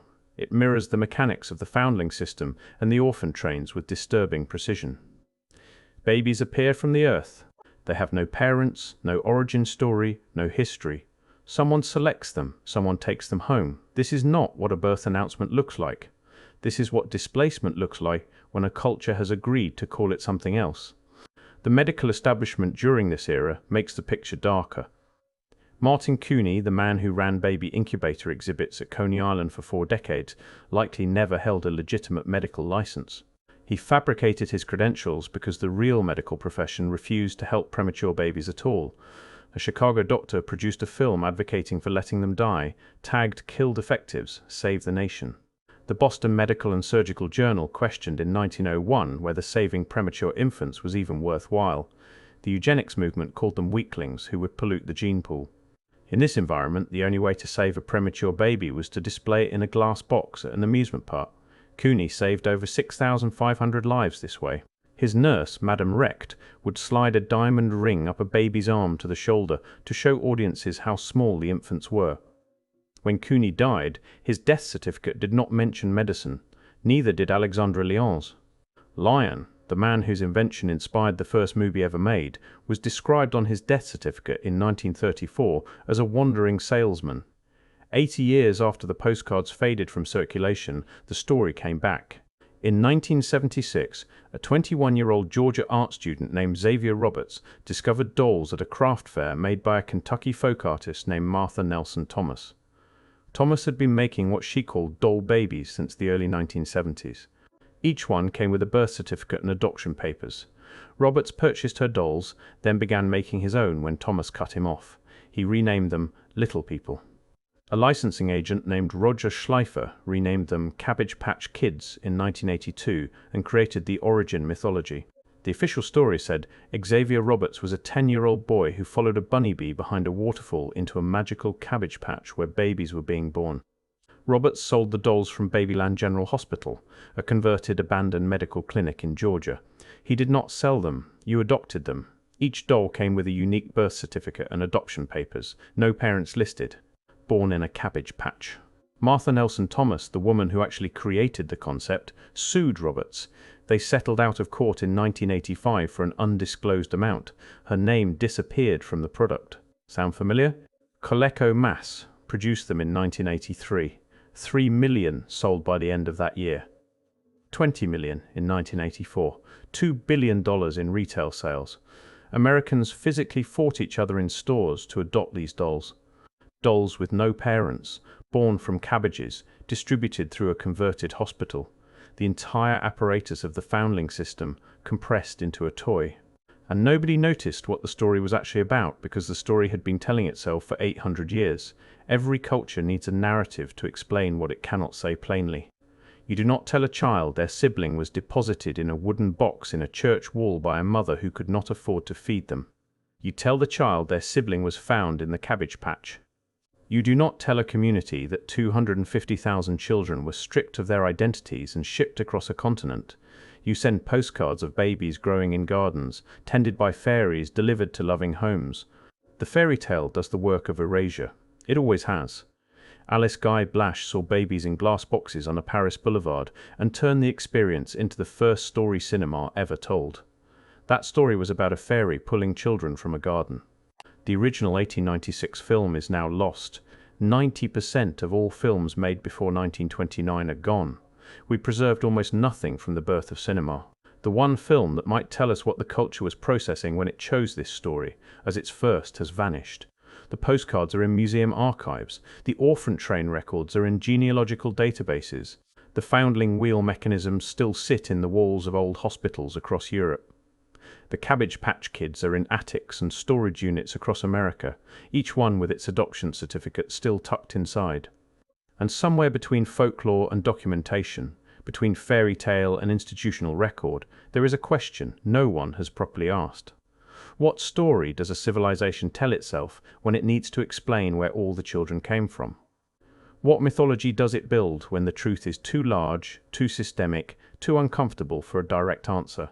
And when that mythology appears in the first film, the most popular postcards, and the best-selling toy of the 20th century, all using the same image. Babies without parents, harvested from a garden. What exactly are we looking at? A coincidence that spans 8 centuries and 6 continents, or the longest-running cover story in Western history? What if I told you that the way you measure time is a lie? Not a mistake, not an accident. A deliberate design built to disconnect you from nature, from your body, from the cosmos. You've been living inside a false clock, and almost no one talks about it.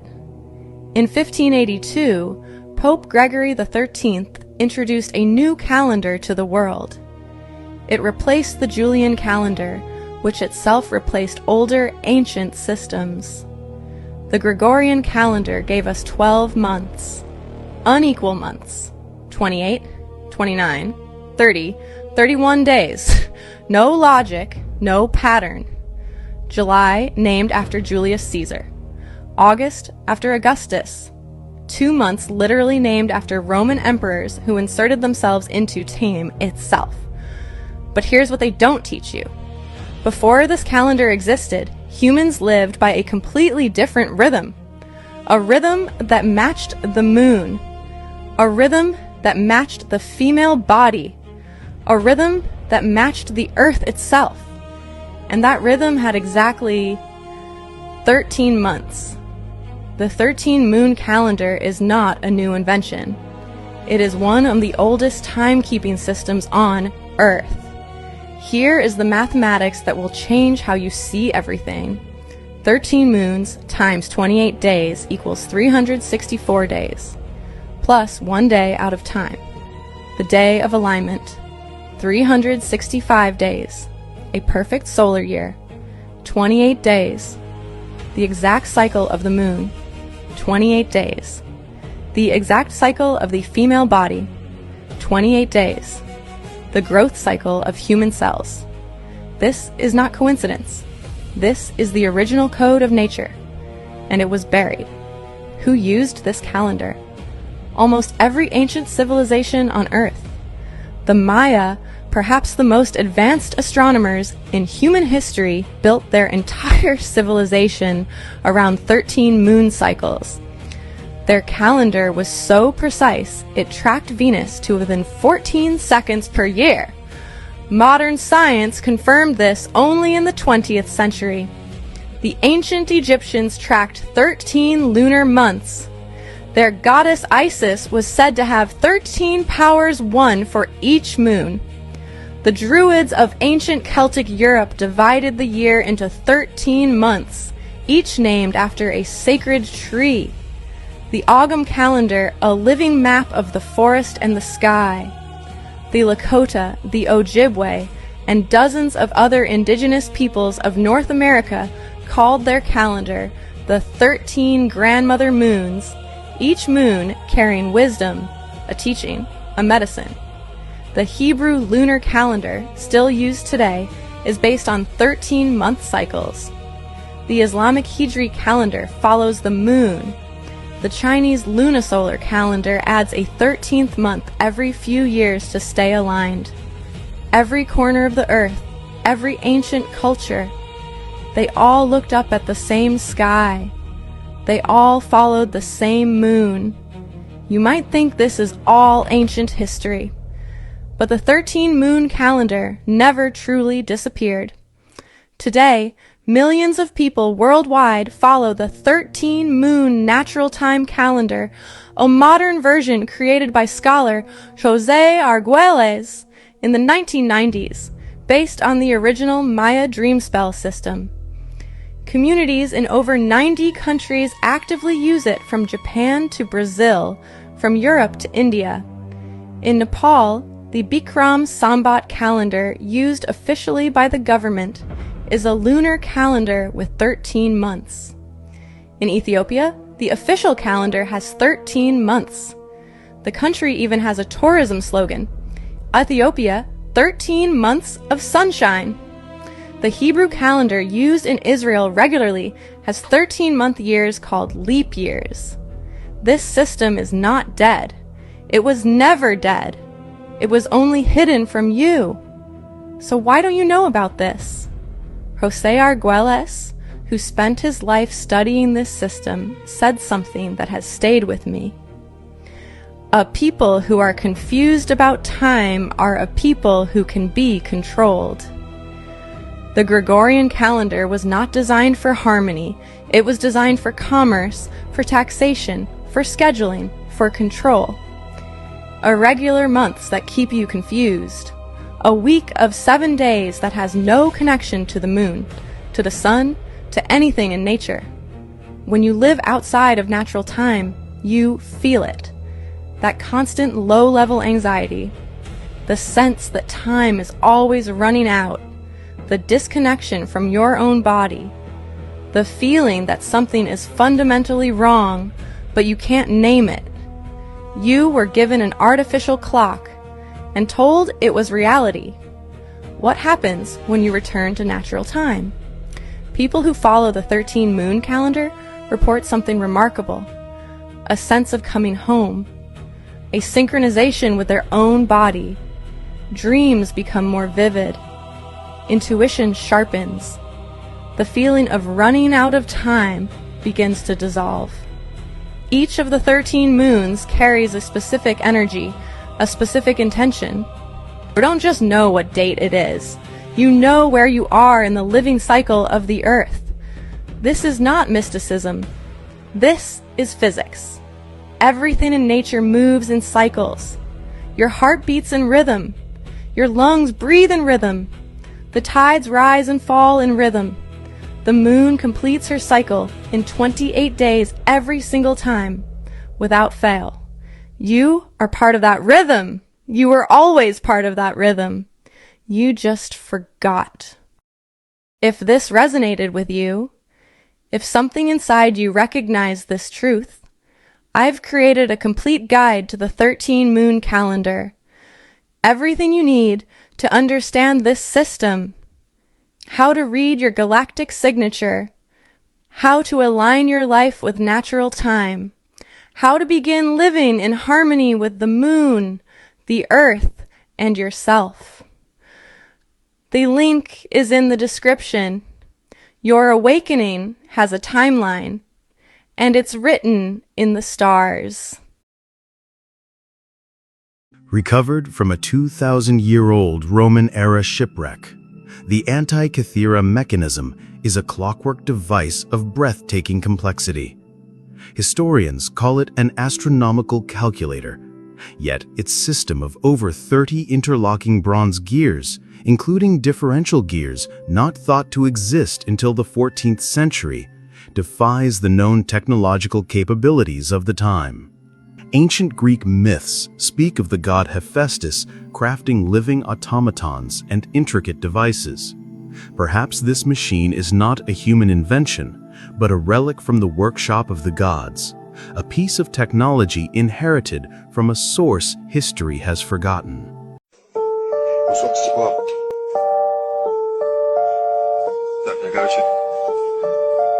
ближе скажу, смотрю.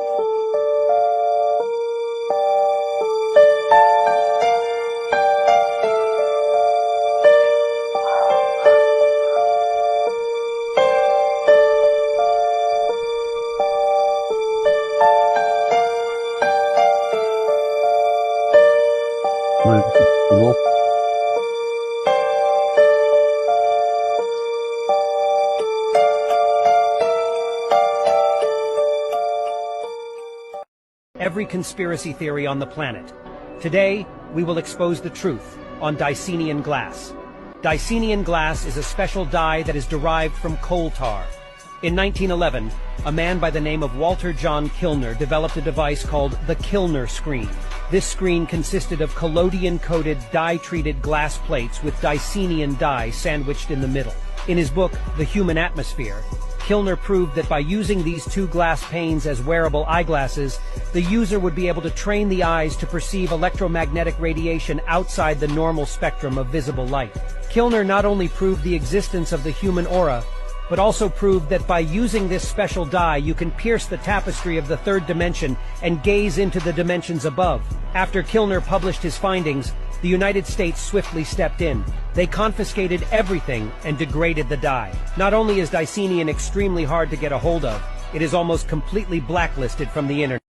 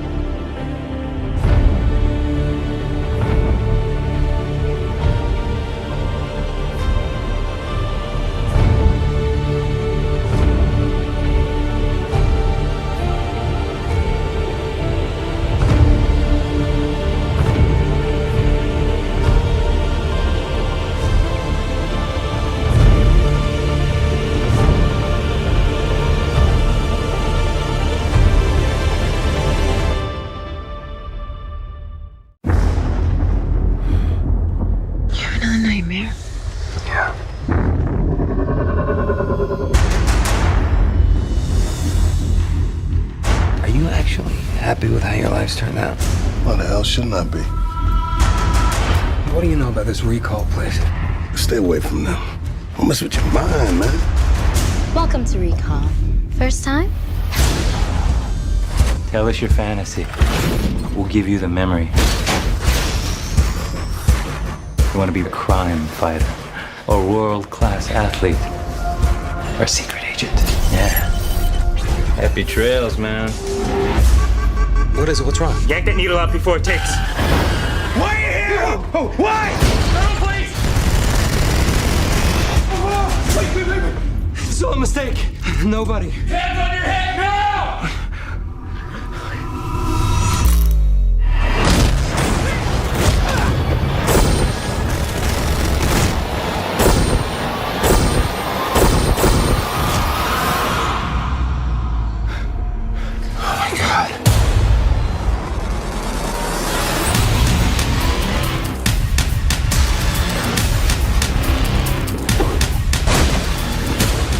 Why are you trying to kill me? Your memory was erased. Your mind was implanted with a life you think you've lived. Oh, and by the way, you haven't even begun to see me trying to kill you. Get in. We've been looking for you everywhere.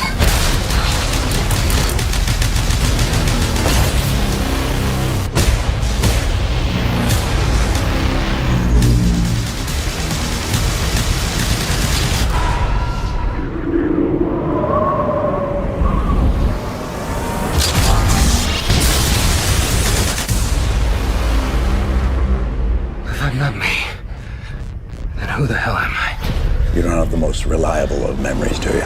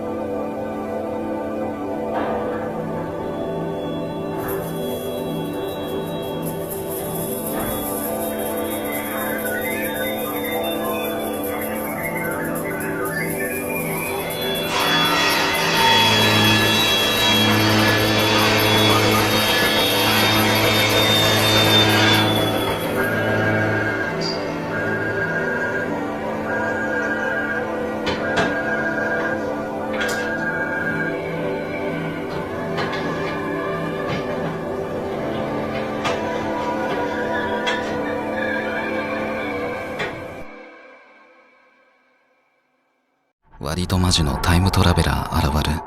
今年4月、アメリカ人男性が私有地に見知らぬ男が侵入したという動画を TikTok にアップし、全米で話題となっている。見知らぬ男は庭の倉庫に侵入したのだが、警察が駆けつけると、忽然と姿を消したのだ。その数日後、誰も出入りしていないはずの倉庫から一人の老人が出てきた。この老人が数日前侵入した若い男と顔の特徴から歩き方まで同じだというのだ。別のインフルエンサーたちはそんなはずはないと当初バカにしていたのだが、ある人物が老人の顔を画像検索にかけたことで事態は急変。老人の名前はスティーブン・ミラー、名門ハーバード大学の卒業生で、タイムトラベルの実現について過去にネットに投稿していた。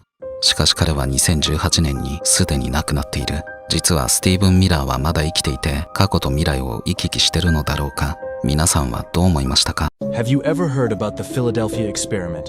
In the early 1940s, the United States government orchestrated a top-secret experiment in the Philadelphia Naval Shipyard. The main objective of the experiment was to make a U.S. Navy ship invisible to the human eye with the help of force fields. However, the experiment went horribly wrong. The government used the USS Eldridge as a test subject. However, when the test began, the ship disappeared out of nowhere, leaving behind a mysterious green haze. Witnesses claimed that the ship appeared in Norfolk, Virginia, before vanishing into thin air again. The ship then reappeared in Philadelphia after a short while. However, the scene on board was truly horrifying. Some of the men on board reportedly went mentally insane. Others were shifting in and out of reality. But even more strangely, some men mysteriously disappeared and were never heard from ever again. And after the bizarre events, the government closed down the experiment and forced everyone to keep quiet about what happened. However, 40 years later, a man by the name of Al Balek came out and said that he was one of the men aboard during the experiment. Al claimed that when the ship was starting to disappear, he had jumped off the ship and traveled to the year 2137. But what do you think? What really happened during the Philadelphia experiment? What was Iraq actually hiding? There's a theory that the U.S. stayed in Iraq for over a decade after it was liberated. Not because of oil, but something way more powerful. In the 1920s, a British explorer discovered what was thought to be the oldest known stargate in the world, located at what is known today as the Great Ziggurat. However, in the 1980s, Saddam Hussein fortified the ancient complex in an attempt to keep people from finding what was hidden inside. Strange ancient technology has been seen coming out of the Great Ziggurat, rumored to have come through the Stargate from an ancient civilization that lives on the planet Nibiru. With many people in recent times coming forward, claiming to have been involved in classified programs in Iraq where Stargate technology was used, many people are wondering. The third dimension is an artificially created dimension. It was created around 12,000 years ago to control a certain group of beings on the Earth plane and to lock them into a type of hold, to ensure they would not reincarnate in and around Earth in a way that would be destructive to the higher dimensions. You can consider this third-dimensional lock as a type of holding cell, removing the danger these beings pose to life in this sector. This action was taken after a war that destroyed a planet, and after the negative influence that was brought to Atlantis and Lemuria by these beings ultimately caused their destruction. It was after this destruction of Atlantis and Lemuria that this artificial lock was put in place. This was done through a technological mechanism on the moon. And this is why the moon has so much mystery surrounding it. Is it a natural satellite? Where did it come from? Who put it here? All questions that have been asked for a very long time, 12,000 years or so to be exact. The moon was put in place by a federation of beings and councils of light to protect this sector. You, right now, in this moment, are still living inside this lock, this holding cell you can call it. It is not inherently negative, but its effect on the Earth and on life on Earth is negative in many ways, as the beings that were locked in this system have learned how to manipulate it. This frequency lock works by mirroring everything you think, say, and do back to you. But instead of giving you the fifth-dimensional reflection, it gives you a denser third-dimensional version. It also keeps you from leaving to the fifth dimension and above by keeping you trapped in the fourth-dimensional astral between lifetimes. This system was put in place knowing that high-dimensional beings would escape this system with ease, and we report that almost all have. However, the Earth herself has decided to ascend, and this request for ascension necessitated the call of many higher dimensional beings to incarnate on Earth inside this artificial dimension, in an effort to raise the collective frequency to such a high state that the Earth could lift herself from this artificial frequency lock with intelligent life upon her, and leave those in the lower dimension behind. This is actually what is happening now. The federations and councils who designed and installed this lock are back again, and have made adjustments to this technology to allow for this split in dimensions to happen. By updating the design, they plan to release all the souls who are vibrating at a much higher level along with Earth's consciousness, allowing Earth to ascend to the fifth dimension with intelligent and loving life upon her. This is what is happening in 2027. For the majority of humans on Earth, they will not notice this, for they will still be upon the third dimension in a type of simulated reality, as you are now. For them, nothing much will change. Just an increase in the calamities and crises as this level of simulation is coming to an end. However, those who transform and rise into the fifth dimension, past this frequency lock and into the true Earth and its natural state of vibration, the simulation will end as if a light switch was turned off in an instant, and they will experience a very different Earth. This shift will come in the context of a blackout in communication and power in most parts of the world. It will come in a moment of isolation and extreme fear, for that is when the split will occur. However, those who venture out into the world shortly after will experience a peaceful and loving world, more colorful, more real, and without a simulation of fear and density on top. It will be populated with the most loving souls on the Earth plane. A new world will be built in this dimension. There will come many from the galactic kingdoms to help Earth and assist her in bringing her back into line with the divine and the divine systems and races, essentially bringing the kingdom of God back to Earth. This is what was predicted and will pass. All. I'm sure you've seen the movie Stargate. Exactly same thing, except the frame is square, not round. With it looking like water? Yes, ma'am. Did anybody tell you what that is in this portal? Only that it takes you from point A to point B. There's several portals on this planet that I know of, I've been told of. And has anybody said when you go from point A to point B, you're leaving this universe and going to another dimension?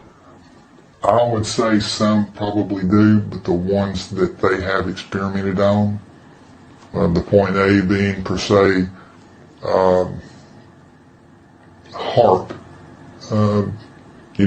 HARP, there's a portal there.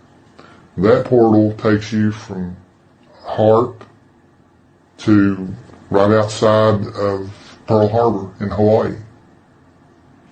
And it's not a lingering travel. Once you step through the plane of water, per se, you're there.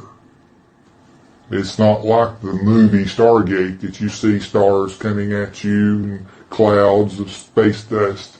Once you go through that plane of water, you're stepping onto point B.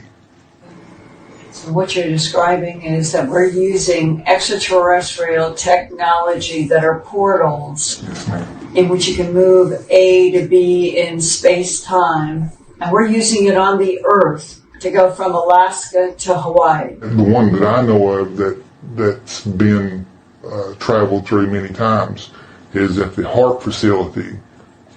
From there to Hawaii, yes ma'am. Do you know of any others? A few, yes ma'am. There's several in South America. There's one that was discovered at the facility I was telling you about in Antarctica. If you could name the locations of where these portals are, where would they be? I see Alberta, Canada. Of course, Alaska, Hawaii. 4 that I've been told in Argentina. 3 in Egypt. 2 that I know of in Australia. What part of Australia I do not know as of yet. All of the portals related to some sort of extraterrestrial portal? Yes, ma'am.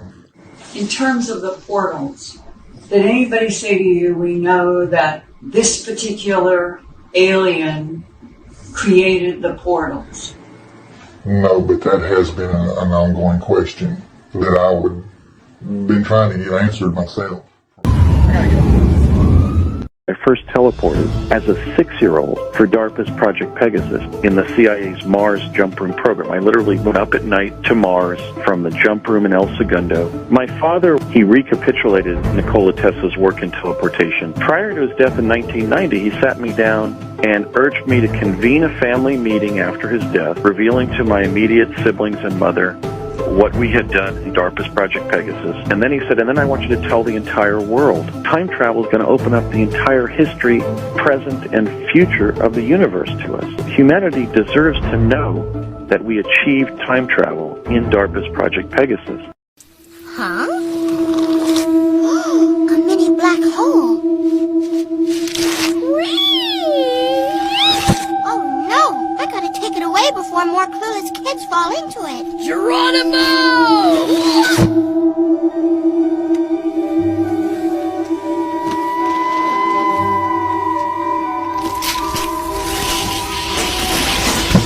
Azrael! raccoons.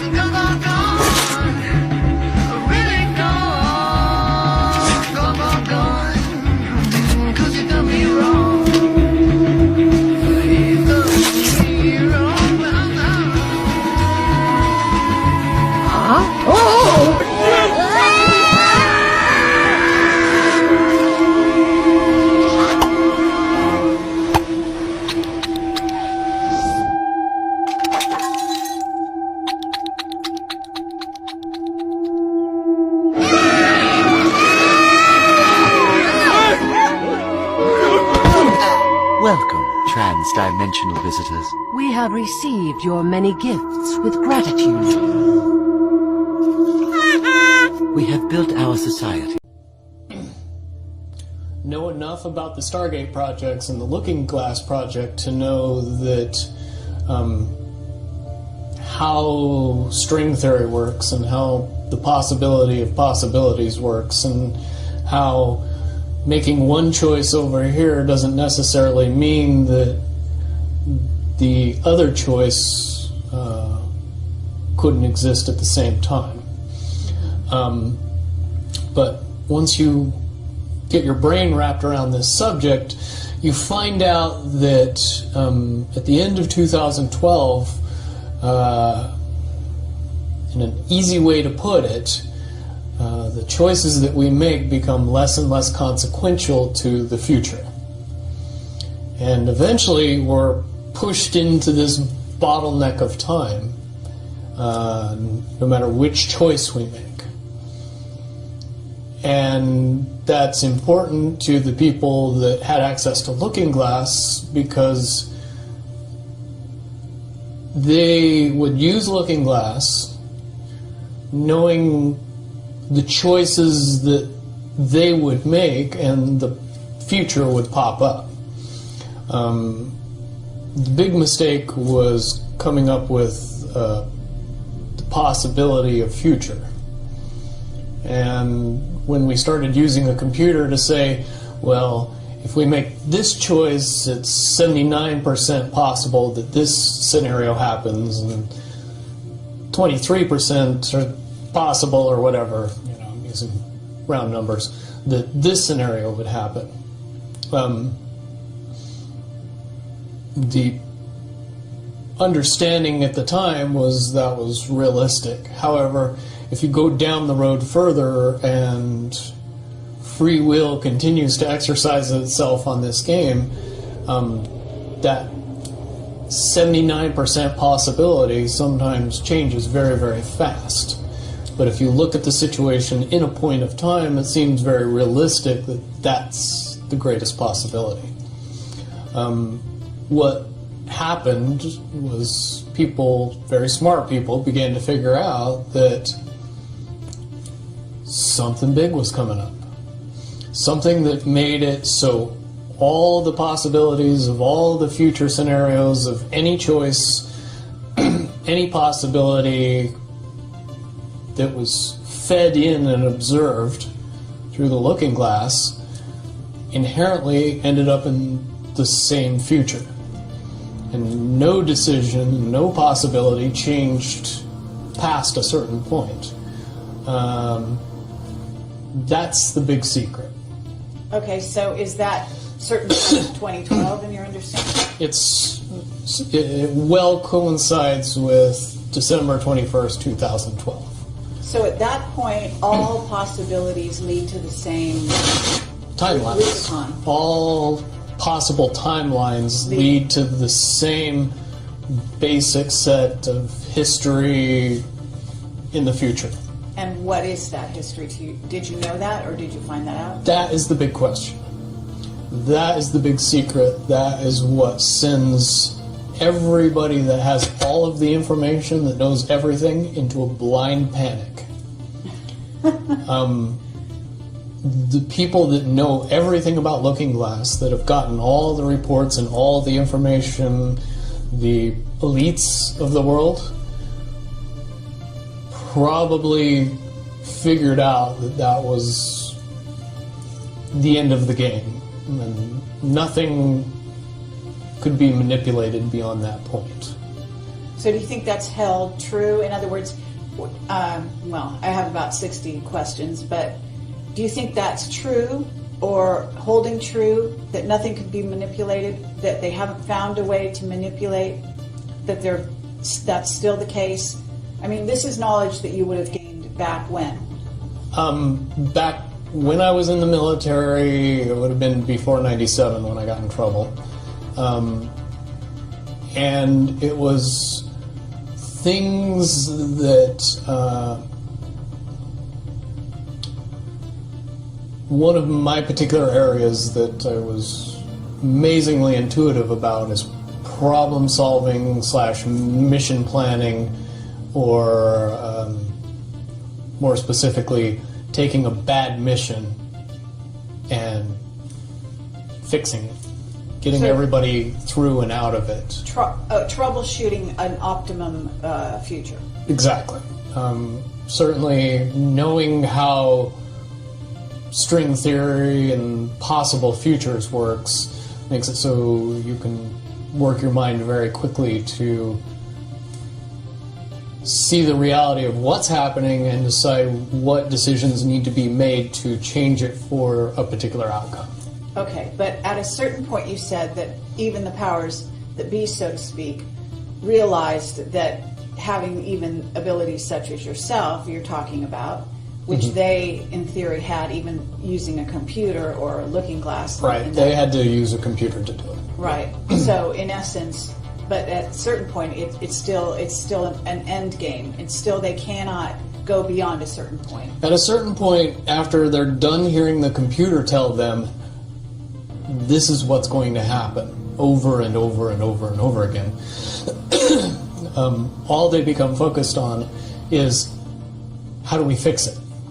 Why? What is this that's going to happen? The inevitable contraction of the timelines. But what does that mean for this reality? Do you know that? I don't know that. What I do know is that I was called in and asked to solve this problem, this timeline contraction problem. And I eventually did my due diligence and did all the investigating and basically only had one piece of information, and that was reinforcement. The computer's right. The timelines will contract down to some inevitable thing that you guys won't tell me about, so I can't help you. But what you're basically, you came back with was, it is inevitable. There is an inevitable event. It's been forecast, it's been predicted, it's been fed to us in a slop trough of what they want us to believe will happen. But they don't. However, they don't actually have control over what happens. They only have control over the reaction, and it seems that no matter what they try to do to cause their desired reaction, it's going to have an opposite effect. Interesting. Now, it's much, much easier for me to explain today what that process is as opposed to back then. But if I had to give it a name, I would say it's the awakening process. It's an evolution of consciousness that cannot, will not, and no matter what decisions or possibilities are injected into the equation, eventually it all resolves down to us all learning the truth and becoming aware of this massive dam of lies that has been built that keep us from knowing massive volume of information that we should otherwise possess. Okay, well that's very, very monumental to be told that from a person in your perspective, who's had your background and your exposure. Is it your understanding that the notion that Looking Glass has been, that there are various looking glasses around the globe supposedly, that, according to Dan Burish, were shut down. Is it your understanding they're actually not shut down? I believe that they're shut down because they are all saying the same thing, and so it's like they're completely useless at this point. Is what you're saying. Right. It's like the Wicked Witch, looking into the, magic mirror and always getting the same answer. Well, if you were always getting the exact opposite of the answer that you wanted, you'd stop talking to the mirror. And that's essentially what happened with Looking Glass, is not only did they not want people to use it anymore because they knew it was just going to burp out the same thing, but at the same time they didn't want anybody else to know what it was saying, I'm sure. That they would lose control. Because that information was a monumental concern when I was in the military, about how to prevent this inevitability. Now, at first I thought it was end of the world. Now I see end of the world as end of their world.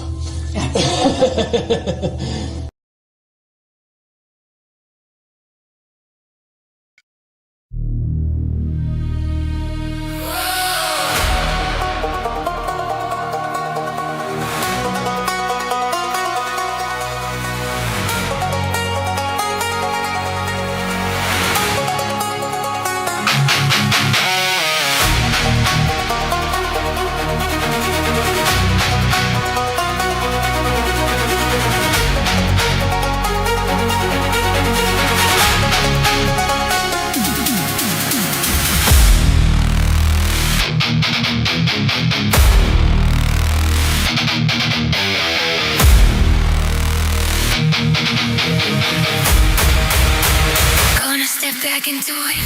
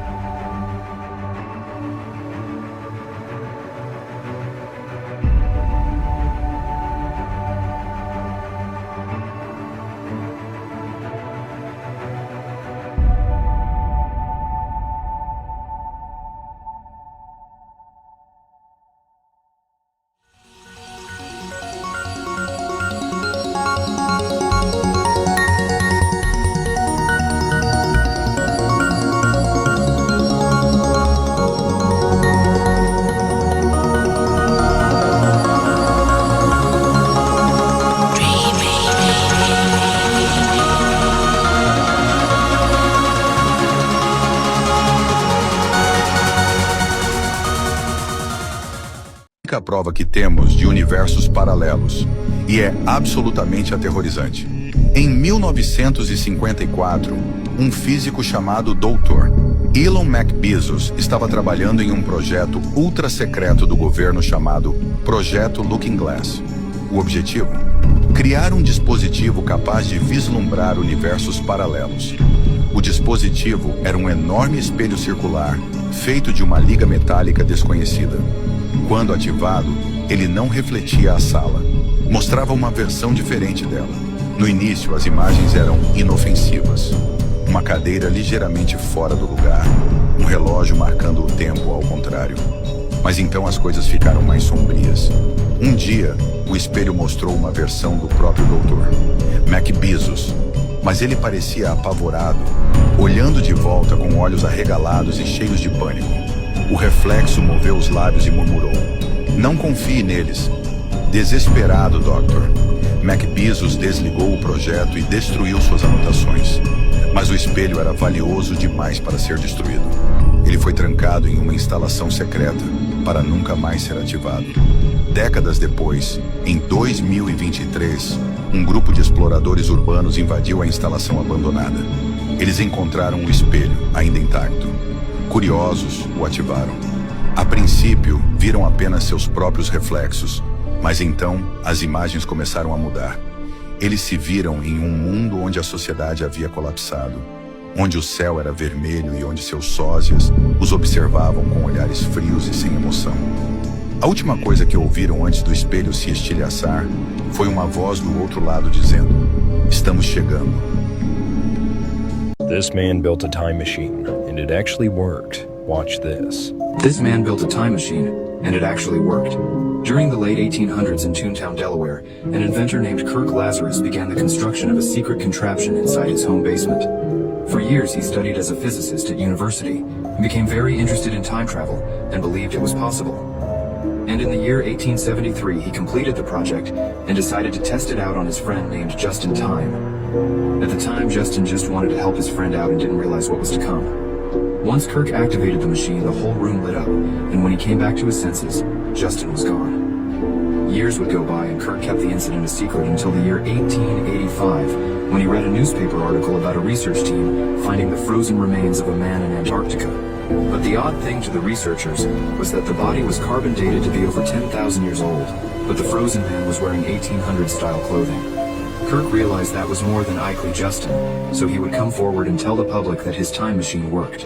Unfortunately for Kirk, the authorities would end up raiding his house, but before they could reach him, he used the time machine on himself and disappeared. Kirk was never seen again, but many people believed he traveled back 5,000 years to the pyramids because there are several hieroglyphs that resemble Kirk's appearance. If time travel is possible, why do authorities decide who gets to use it? Because of their highly concealed identity, no one is truly certain about who or what the Council of Nine is. There are countless theories trying to explain what they could be, and some are more shocking than others. One theory states that the Council of Nine is a group of extraterrestrial beings responsible for guiding human evolution. The theory was first proposed by Andrija Puharich, a Croatian-born physician and scientist known for investigating parapsychology and psychophenomena. In 1948, a private research laboratory called Round Table Foundation was established by Dr. Puharich to investigate paranormal and psychic phenomena. Among the noted psychics studied at the foundation were the famous Irish medium Eileen Garrett and the Dutch clairvoyant Peter Hurkos, Peter van der Hurk. In the same laboratory, Puharich also brought the Indian mystic named Dr. D.G. Vinod, who began to channel the Nine, or the Nine Principles. Puharich theorizes that Eileen Garrett, Peter Hurkos, and Dr. D.G. Vinod were all extraterrestrial beings from the planet's spectra who were concerned about the future of humanity, wishing to help us evolve into a higher state of consciousness. Puharich became interested in stories about a Dutch psychic named Peter Hurkos after being intrigued by reports that Hurkos had developed paranormal abilities after suffering a head injury in a nasty fall. In 1956, he invited Hurkos to the United States and began a series of experiments to test his claims. Then, in 1971, he met Uri Geller, a young Israeli man who claimed to have psychic abilities. Geller's powers were so convincing that Puharich believed he was dealing with a genuine phenomenon. Puharich became convinced that Geller was channeling messages from a group of extraterrestrial beings called the Council of Nine, and that they were using him to communicate with humans. These beings were said to be responsible for guiding human evolution. Puharich wrote several books about his experiences with Geller and the Council of Nine in Uri, a journal of the mystery of Uri Geller, 1974, and Beyond Telepathy, 1962. Another well-known proponent of the Council of Nine theory is Phyllis Schlemmer, who claims to have been in contact with a member of the Council, known as Tom. Tom is said to be Atum-Ra, a prominent ancient Egyptian god known to have shaped the universe. In his book, The Nine Secret Messages from the Future, Schlemmer relays Tom's messages, which warn of an impending apocalypse and advise people to take steps to prepare for it. The scientific community heavily criticized the theory behind the Council of Nine, which is generally regarded as pseudoscience. However, both Puharich and Schlemmer's researches have inspired many other scientists to investigate paranormal and psychic phenomena. Even though their works may be controversial, there is no denying that Andrea Puharich and Phyllis Schlemmer sparked an interest with what many regard as pseudoscience. In his book Briefings for the Landing on Planet Earth, British parapsychology writer Stuart Holroyd revealed that the Council of Nine, also known as the Great Ennead, is a group of 9 powerful beings who are said to have created the universe. The Council of Nine primarily appeared in ancient Egyptian texts and later in Greek mythology. In both cases, they were associated with the creation of the universe. The Great Ennead is a group of 9 deities in Egyptian mythology who are worshipped at the temple of Heliopolis. The Ennead includes the sun god Atum, his children Shu and Tefnut, Geb and Nut, and Osiris, Isis, Set, and Nephthys. The Ennead rose to prominence in dynasties 5 and 6 and remained an essential part of Egyptian religion until the Ptolemaic period. The Great Ennead was just one of several such groupings of 9 deities in ancient Egypt. Other notable examples include the Ogdoad of Hermopolis and the Ennead of Memphis. The Heliopolitan Ennead was not universally worshipped throughout Egypt.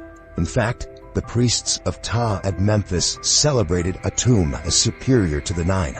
This reflects that there was no single unified religion in ancient Egypt, but a complex tapestry of beliefs and practices. The Council of Nine's teachings is similar to that of other New Age groups, such as Theosophy and the Ascended Masters. They advocate for a shift in consciousness, away from materialism and towards spirituality. They also claim that we are currently amid a significant evolutionary leap, and that the Council of Nine is here to help us through this transition. Some have criticized the Council of Nine's message as racist, due to their claims that the black race is not of divine origin. However, others have praised the group for their progressive views on gender and sexuality. Whether the Council of Nine is real or not, their message is an exciting example of New Age thought, and their influence can still be seen today in the works of authors such as David Wilcock and Corey Goode. Dave Hunt, an American author, and other writers have argued that the 9 may have been part of an interdimensional governance structure in ancient Athens, where a Council of 9 divinely inspired archons rule. Each Athenian 9 supposedly had his ethereal counterpart drawing from the universal knowledge. It is possible that the 9 was also responsible for passing down the teachings of Plato and Aristotle to future generations. If this was the case, it's no wonder how these philosophers profoundly impacted the world.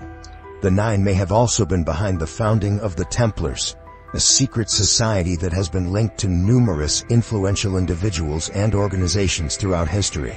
If the 9 truly did exist, then their influence can be linked back to many of history's most significant events and movements. In Schlemming's book, The Only Planet of Choice, the Council of Nine is said to be working towards a new age of enlightenment for humanity.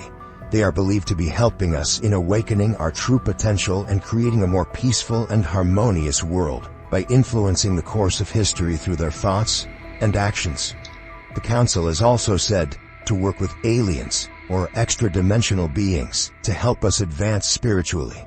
They are said to be helping us evolve into a new species known as Homo noeticus, or the self-knowing human. There is very little concrete information about the Council of Nine's activities. However, their message has inspired many people to explore their psychic abilities and work towards a more spiritual world. The Nine, it seems, was not only the subject of top-secret government experiments. They may well have been the product of them. The CIA's MK-Ultra mind control project is one of the most shocking and mysterious episodes in the history of the United States. For over 2 decades, the CIA conducted secret experimentation on unwitting human subjects to develop techniques for controlling the human mind. The methods used included drug testing, psychological manipulation, and sexual abuse. Unfortunately, the experiment results were often disastrous, causing physical and mental damage to the participants. Army doctor Dr. Andrea Puharich was deeply involved in the CIA's notorious MK-Ultra mind control project in the 1950s, working alongside infamous Dr. Sidney Gottlieb to experiment with various techniques to change or induce thought processes. This included the use of drugs, hypnosis, and even beaming radio signals directly into the subject's brain in an attempt to create the impression of voices in their head. Significantly, he was engaged in this work at the same time that the Nine made their first appearance at the Roundtable Foundation. The foundation, now known to have mainly been funded by the Pentagon as a front for its rumored medical and parapsychological research. Puharich was still working for the CIA in the early 1970s when he brought Uri Geller out of Israel. Geller has since admitted that Puharich hypnotized him and suggested that he was in touch with the Nine. It was only after this suggestion that Geller began to experience psychic phenomena. This raises some disturbing questions about how much influence the Nine may have had over Puharich, and how much control he had over their communications. The Council of Nine theory has been criticized by many people, including some who believe in the existence of secret societies. Some critics claim that the theory is based on unsubstantiated claims and lacks concrete evidence. There is also criticism that Puharich's background with the CIA cast doubt on his credibility. Additionally, Phyllis Schlemmer's claims about the Council of Nine have been criticized for being too vague and lacking in detail. Despite the lack of concrete evidence to support the existence of the Council of Nine, the theory has gained significant traction in recent years. This is likely due in part to the fact that some high-profile individuals have been associated with the theory, including the former Senator Claiborne Pell and UFO funding source Hans Adam II, Prince of Liechtenstein, and the Canadian businessman Maurice Strong. In addition, many books and articles have also been written about the theory, which has helped spread its popularity. Could it be that the Nine were nothing more than unwitting test subjects, their extraordinary abilities merely resulting from experimental tampering? Or is there something more sinister at play? Whatever the truth may be, one thing is certain: the Nine have always been shrouded in mystery, and it seems that mystery runs deeper than anyone could have imagined. Back in 1983, the CIA wrote an obscure report on the Gateway Experience, claiming that an altered state of human consciousness could transcend space and time. Declassified in 2003, this 29-page document was titled Analysis and Assessment of the Gateway Process. It's thought that the report was part of a CIA investigation into the use of mind control and hypnosis in. It's a dense and wordy report that touches on everything from neuroscience to quantum mechanics, shifting between hard science and pseudoscience with the ease of a tightrope walker. The CIA is essentially exploring the idea of inducing an out-of-body experience that might allow them to tap into some higher realm beyond reality. According to the report, the universe consists of a complex system of interacting energy fields, in which states are just variations in energy. Human consciousness is no different. It's just a vibrational pattern of energy. When hemisync is achieved, the report says it can induce an altered state of consciousness in which a person's consciousness is released from the physical world and turned into a pure field of energy. Now let's get to the last and most important part of the document. Please, pay attention.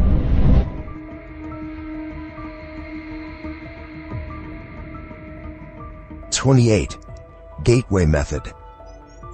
Having put the gateway experience in context by postulating a structural outline of how and why it seems to work, and having shown what it is designed to achieve, the time has come to examine the specific techniques which comprise the gateway training process. These techniques are designed to enable the user of the gateway tapes to manipulate the high energy states, which can be achieved if the user continues to work with the tapes over a period of time. The amount of time required to reach advanced energy states and to fully exploit the techniques varies with the individual, the sensitivity of his nervous system, his general state of mind, and the extent to which he may have previously developed facility in related techniques, such as transcendental meditation, are all pertinent factors affecting the speed at which he may expect to progress. The gateway process begins by teaching the individual participant to isolate extraneous concerns in a visualization device called an energy conversion box.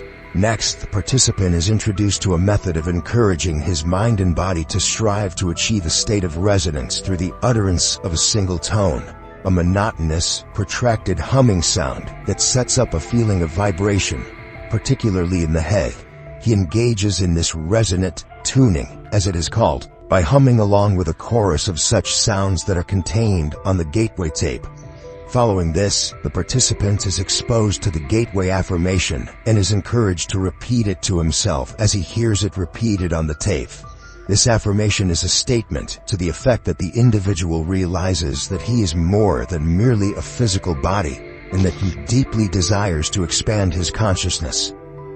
29. Hemisync introduced. After that, he's exposed for the first time to the hemisync sound frequencies and is encouraged to focus on and develop a perception of and appreciation for those feelings which accompany the synchronization of brainwaves that result. Next comes the technique of progressive and systematic physical relaxation, while the hemisync frequencies are expanded to include additional forms of pink and white noise, designed to put the physical body at the virtual threshold of sleep, as well as to calm the left hemisphere of the mind while raising the right hemisphere to a state of heightened attentiveness. Once all of this is achieved, the participant is invited to envisage the creation of an energy balloon, comprised of an energy flow beginning at the center of the top of the head and extending down in all directions to the feet. The energy involved in this flow then proceeds up through the body and back out into the balloon pattern again. The energy balloon, which sets up a pattern very reminiscent of the cosmic egg discussed earlier, not only enhances bodily energy flow and encourages the early achievement of a suitable resonance state, but is also designed to provide protection against conscious entities possessing lower energy levels, which the participant might encounter in the event that he achieves an out-of-body state. It serves as a precautionary purpose in the unlikely event that the participant's first out-of-body experience involves direct projection outside the terrestrial sphere. 30. Advanced Techniques. Having reached Focus 10, the participant is now ready to endeavor to achieve a state of sufficiently expanded awareness to begin actually interacting with dimensions beyond those associated with his experience of physical reality. This state is called Focus 12 and involves conscious efforts on his part, while additional forms of pink and white noise enter the sound stream being directed into his ears from the gateway tape. Once the participant has achieved this state of greatly expanded awareness, he is ready to begin employing a series of specific techniques or tools, as the Monroe Institute characterizes them, which enable him to manipulate his newly found expanded awareness to obtain practical, useful feedback of value for promoting self-discovery and personal growth. Specific techniques involved are described individually below. A. Problem solving. This technique involves identifying fundamental problems which the individual wishes to see solved, filling his expanded awareness with his perception of these problems, and then projecting them out into the universe. In this way, the individual enlists the assistance of what Monroe Institute calls his higher self, in other words, his expanded consciousness, to interact with the universal hologram to obtain the information required to solve the problem. This approach may be used to solve personal difficulties, technical problems in the realm of physics, mathematics, practical administrative problems, and so on. Responses to the problem-solving technique may be received almost immediately, but often they come based on developing intuition over the next 2 to 3 days. Frequently, the response comes in the form of a sudden, holistic perception in which the individual suddenly finds that he simply knows the answer in all of its ramifications, and completely in context, sometimes without even being able to put his newly found perception into words, at least initially. In some cases, the response may even arrive in the form of visual symbols, which the individual will see with his mind while he is in the Focus 12 state, and which he will have to interpret after he returns to normal consciousness. B. Patterning. This technique involves the use of consciousness to achieve desired objectives in the physical, emotional, or intellectual sphere. It involves concentration on the desired objective while in a Focus 12 state, an extension of the individual's perception of that objective into the whole expanded consciousness, and its projection into the universe with the intention that the desired objective is already a matter of established achievement, which is destined to be realized within the time frame specified. This particular methodology is based on the belief that the thought patterns generated by our consciousness in a state of expanded awareness create holograms which represent the situation we desire to bring about, and, in doing so, establish the basis for the actual realization of that goal. Once the thought-generated hologram of the sought-after objective is established in the universe, it becomes an aspect of reality which interacts with the universal hologram to bring about the desired objective, which might not, under other circumstances, ever occur. In other words, the technique of patterning recognizes the fact that since consciousness is the source of all reality, our thoughts have the power to influence the development of reality in time-space as it applies to us, if those thoughts can be projected with adequate intensity. However, the more complicated the objective sought, and the more radically it departs from our current reality, the more time the universal hologram will need to reorient our reality sphere to accommodate our desires. Monroe trainers caution against attempting to force the pace of this process, because the individual could succeed in dislocating his existing reality, with drastic consequences. C. Color breathing. The next technique is called color breathing, and is designed to use the expanded awareness and highly focused attentiveness associated with the Focus 12 state to imagine various colors in a particularly intense and vivid manner, so as to use them to resonate with, and, in turn, to activate the body's own energies. Fundamentally, in terms of practical application, it is a healing technique which is designed to restore the body and to enhance its physical capabilities by balancing, revitalizing, and returning bodily energy flows. It is predicated on the principle that the body's electromagnetic field is capable of altering its resonance pattern so as to entrain energy from the Earth's electrostatic field for its own use. The various colors envisaged in the imagination as part of the technique cue the mind as to which frequencies and what specific amplitudes are desired in connection with this entrainment and the subsequent alterations in bodily energy flow patterns. That color has the capacity to affect the human mind is well known, and the effectuality of color in certain kinds of healing is a demonstrable fact. For example, the application of intense blue light to an area of physical tumescence leads to a relatively rapid and easily observable reduction in the swelling, while red, and to a lesser extent, yellow, has quite the opposite effect. However, in the hemisync application of the technique, external light sources are not involved. Rather, the mind is the sole agent of healing and revitalization. D. Energy bar tool. Magic wands and enchanted scepters have been part of the folklore and occult practices of many cultures. The scepters, staffs, and maces carried by monarchs and high priests alike occur with such frequency in the history of bygone eras as to suggest that, at the very least, these items are aspects of some type of archetypical symbol which the human mind seems to appreciate, perhaps subliminally. In any case, the energy bar tool technique involves envisaging a small, intensely pulsating dot of light, which the participant charges in his imagination with enormous energy until it is virtually pulsating. The participant then extrudes the dot into the shape of a sparkling, vibrating cylinder of energy, which he then uses to channel force from the universe to selected parts of his body for purposes of healing and revitalization. E. Remote viewing. In addition, the energy bar tool is used as a portal for initiating a follow-on technique called remote viewing. In this context, the participant turns his bar of energy into a whirling vortex through which he sends his imagination in search of new and illuminating insights. The apparent purpose of the symbolism involved in the vortex seems to be to cue the subconscious and to convey its instructions as to what the participant wishes to do, but in terms of nonverbal symbols which the right hemisphere of the mind is capable of understanding. F. Living body map. This technique provides amplification for the application of the energy bar tool as a means of healing specific areas or systems of the human body.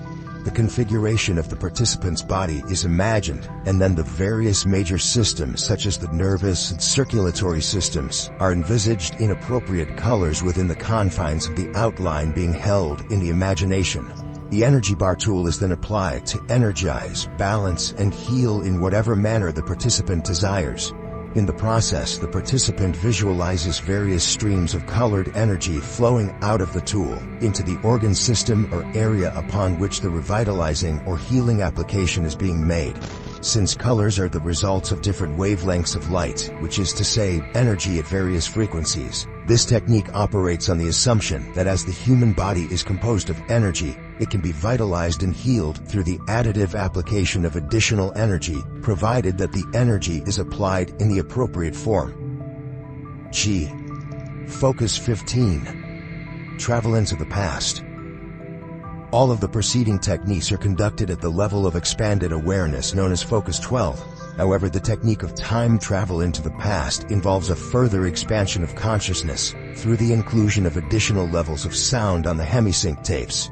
Some of the sounds are probably merely an intensification of the basic hemisync frequencies, being designed to further modify brainwave frequency and amplitude. Other aspects of the added sound patterns appear to be designed to provide subtle, almost subliminal suggestions to the mind as to what is desired by way of further expanded consciousness, so as to support the verbal suggestions and instructions also contained on the tape.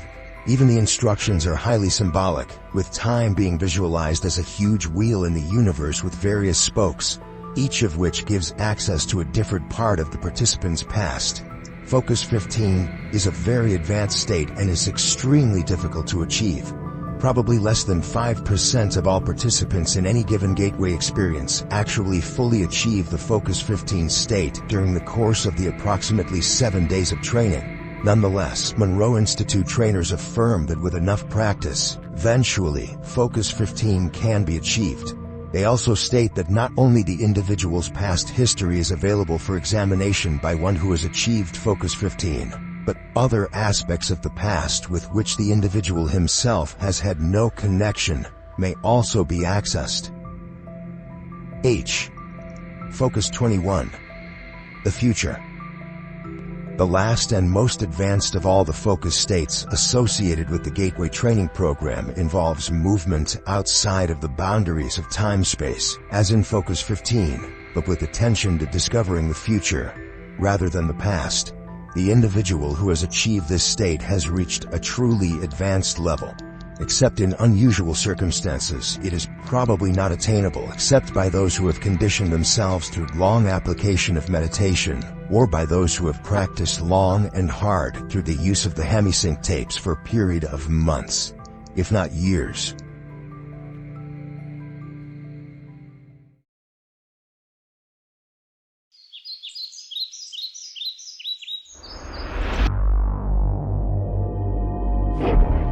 For From UFOs to ghost and psychic powers, history is riddled with unexplained events. You can turn back now and learn the stuff they don't want you to know.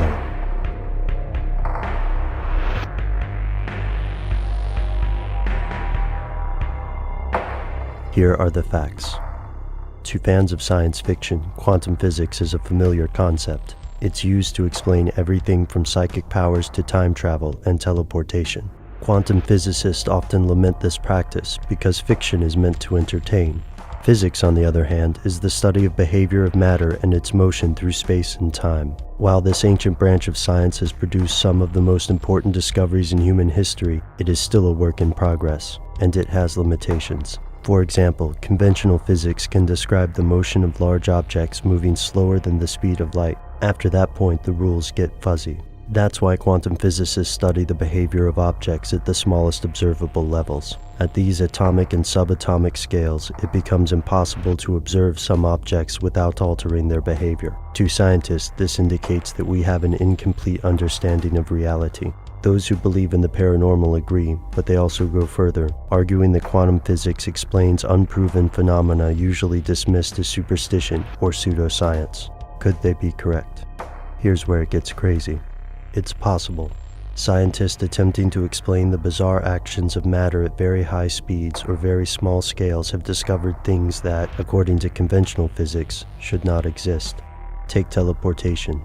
In 1998, physicists at the California Institute of Technology successfully teleported a photon, the smallest measurable unit of light, using a phenomenon known as quantum entanglement. When two photons are entangled on a quantum level, the changes in one create changes in the other, regardless of the physical distance between the two. This has been proven at the particle level, and this experiment indicates that teleportation, while nothing like the teleportation bay in Star Trek, is possible. And it doesn't stop there. In 2009, scientists at the University of California managed to demonstrate quantum entanglement by linking the electrical currents of two superconductors, which were large enough to be visible to the naked eye. Before this time, quantum entanglement had largely only been observed at much smaller levels. The entangled particles somehow contain or transmit information with no contact. Each object, then, contains information about the entire entangled system. The only other structures that exhibit this phenomenon are called holograms. Holograms are two-dimensional surfaces that show precisely detailed three-dimensional images of real objects. To physicists like Niels Bohr, this means that the universe we inhabit could be one enormous hologram. The great difficulty of science at the edges of our understanding is that it becomes increasingly abstract and based on speculation. At times, the discussions at the limits of science converge upon the metaphysical. Countless spiritualists have incorporated principles of quantum mechanics as a support of their beliefs, and the mainstream has been quick to dismiss these statements. Yet we have conclusive proof that our understanding of the world only applies to certain segments of reality. When we attempt to draw conclusions about things that are very small or things that are very fast, we only end up with more questions. Why do the rules of reality appear to change? How do these distortions affect the lives of humans? The science fiction writer Arthur C. Clarke famously said that any sufficiently advanced technology is indistinguishable from magic. As scientists move past the limits of our understanding into a world where teleportation is possible and the entire universe might be a hologram, we have to wonder, have we reached this point already? If so, what happens next?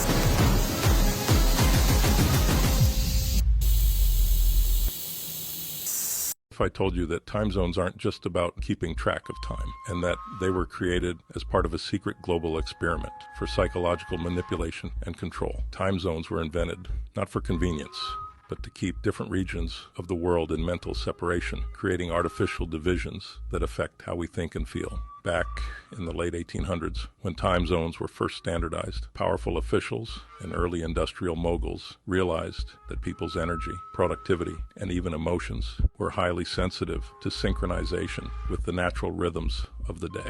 If they could separate populations by hours, keeping people in different states of time, they could control the collective mood of entire regions.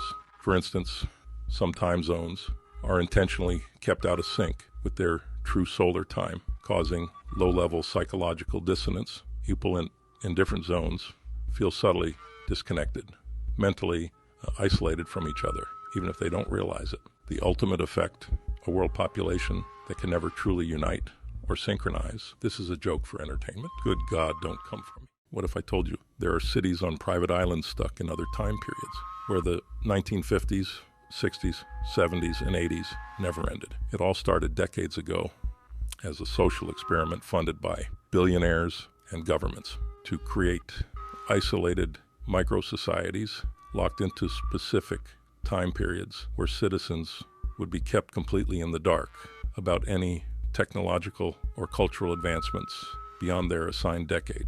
There's an island where everything is still 1950s, Americana, the cars, the music, the fashion. Citizens there have never heard of the internet. Space travel is still a distant dream, and television is a luxury with only a few channels. Just across the ocean, you'd find another island locked in the psychedelic 60s, in the midst of the hippie movement, where everyone's wearing tie-dye shirts, completely unaware that the world outside has moved on. This is a joke for entertainment. Good God, don't come for me. If there were all these beings, all these civilizations, why isn't there more proof out there? We have a lot of proof. Just travel to the 33rd degree parallel of the Earth, and you'll find megalithic city after megalithic city as you go around the globe. At certain points on that 33rd degree parallel, because of the magnetic field from the Earth there, they've harnessed the power of that, and they've built megalithic cities all around that 33rd degree parallel. And these sites, when you go to them and you go visit them in person like I have, you begin to realize how magnificent the architecture is and how incredible the technology must have been to move these things. Stones, some of them are 15, 20 tons. Some of these stones, we don't even have machines today that can move one of these stones, which are the evidence laying right before our eyes all over planet Earth. We just have chosen to ignore it because mainstream won't acknowledge it. There's a quiet, almost defiant energy in Atlantis. This isn't a lost city clinging to myth, but a place thriving on its own terms. Here, life is woven into the depths, with the ebb and flow of the water setting the rhythm. Technology isn't an intrusion, it's a natural extension, subtly fused into every corner of their lives. As we move through the glowing streets and watch Atlanteans interact with their world, we begin to see the elegance of their design, tools and devices that respond intuitively, powered by an energy source as old as the ocean itself. It's a society that doesn't flaunt its advancements, yet every element feels seamlessly futuristic, as if evolution had chosen a different path, one shaped by patience and the unique challenges of the deep. From the grand plazas to the intimate alcoves where friends gather, we catch glimpses of a world that has no need for the surface. They've created their own light, their own culture, their own way of being. And with every step, Atlantis reminds us of something we often forget: that progress doesn't always move in one direction. Sometimes it spirals outward, like ripples in water, adapting, embracing, and finding strength in the depths. Atlantis isn't merely a city. It's an invitation to imagine what could be possible if we lived with the water rather than against it. As we reach the final scenes of Atlantis, one question lingers. What drives a civilization to remain hidden, thriving in silence beneath the waves? Perhaps it's in the quiet strength of their culture, in the way they've woven technology with tradition, and in their refusal to be defined by the surface world. Atlantis reminds us that not every secret is meant to be uncovered, and not every path is meant to be followed. Here, beneath the ocean, they've carved a place that is both ancient and ahead of its time, a world that in its silence speaks volumes. There's really no way I can prove it without revealing my identity and getting myself into more trouble than I have already. Exactly what's going on up there? Well, there's several, actually 9 flying saucers, flying discs that are out there of extraterrestrial origin, and they're basically being dismantled. Some are, well, in various stages of completion, built from other parts, and they're being test flown and basically just analyzed. I was 29 years old, working on the most incredible project in the history of the world. No one has ever been able to show exactly what I saw with my own eyes, until now. Let's travel back in time to December of 1988, when this all started.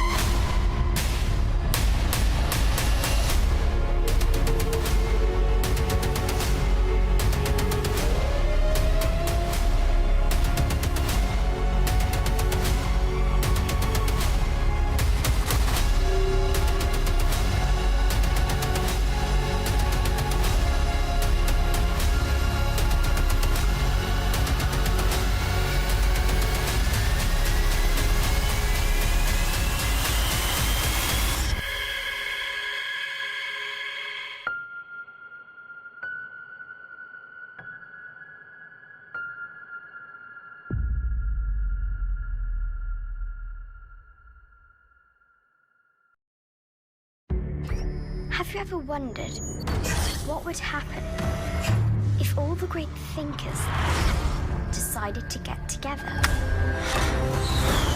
and actually change the world for the better?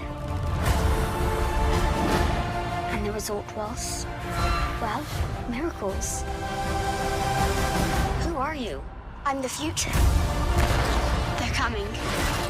She's full of surprises. We have to go! The place I saw, it exists? Of course it does. But if you don't come with me, it won't for much longer. Dreamers need to stick together.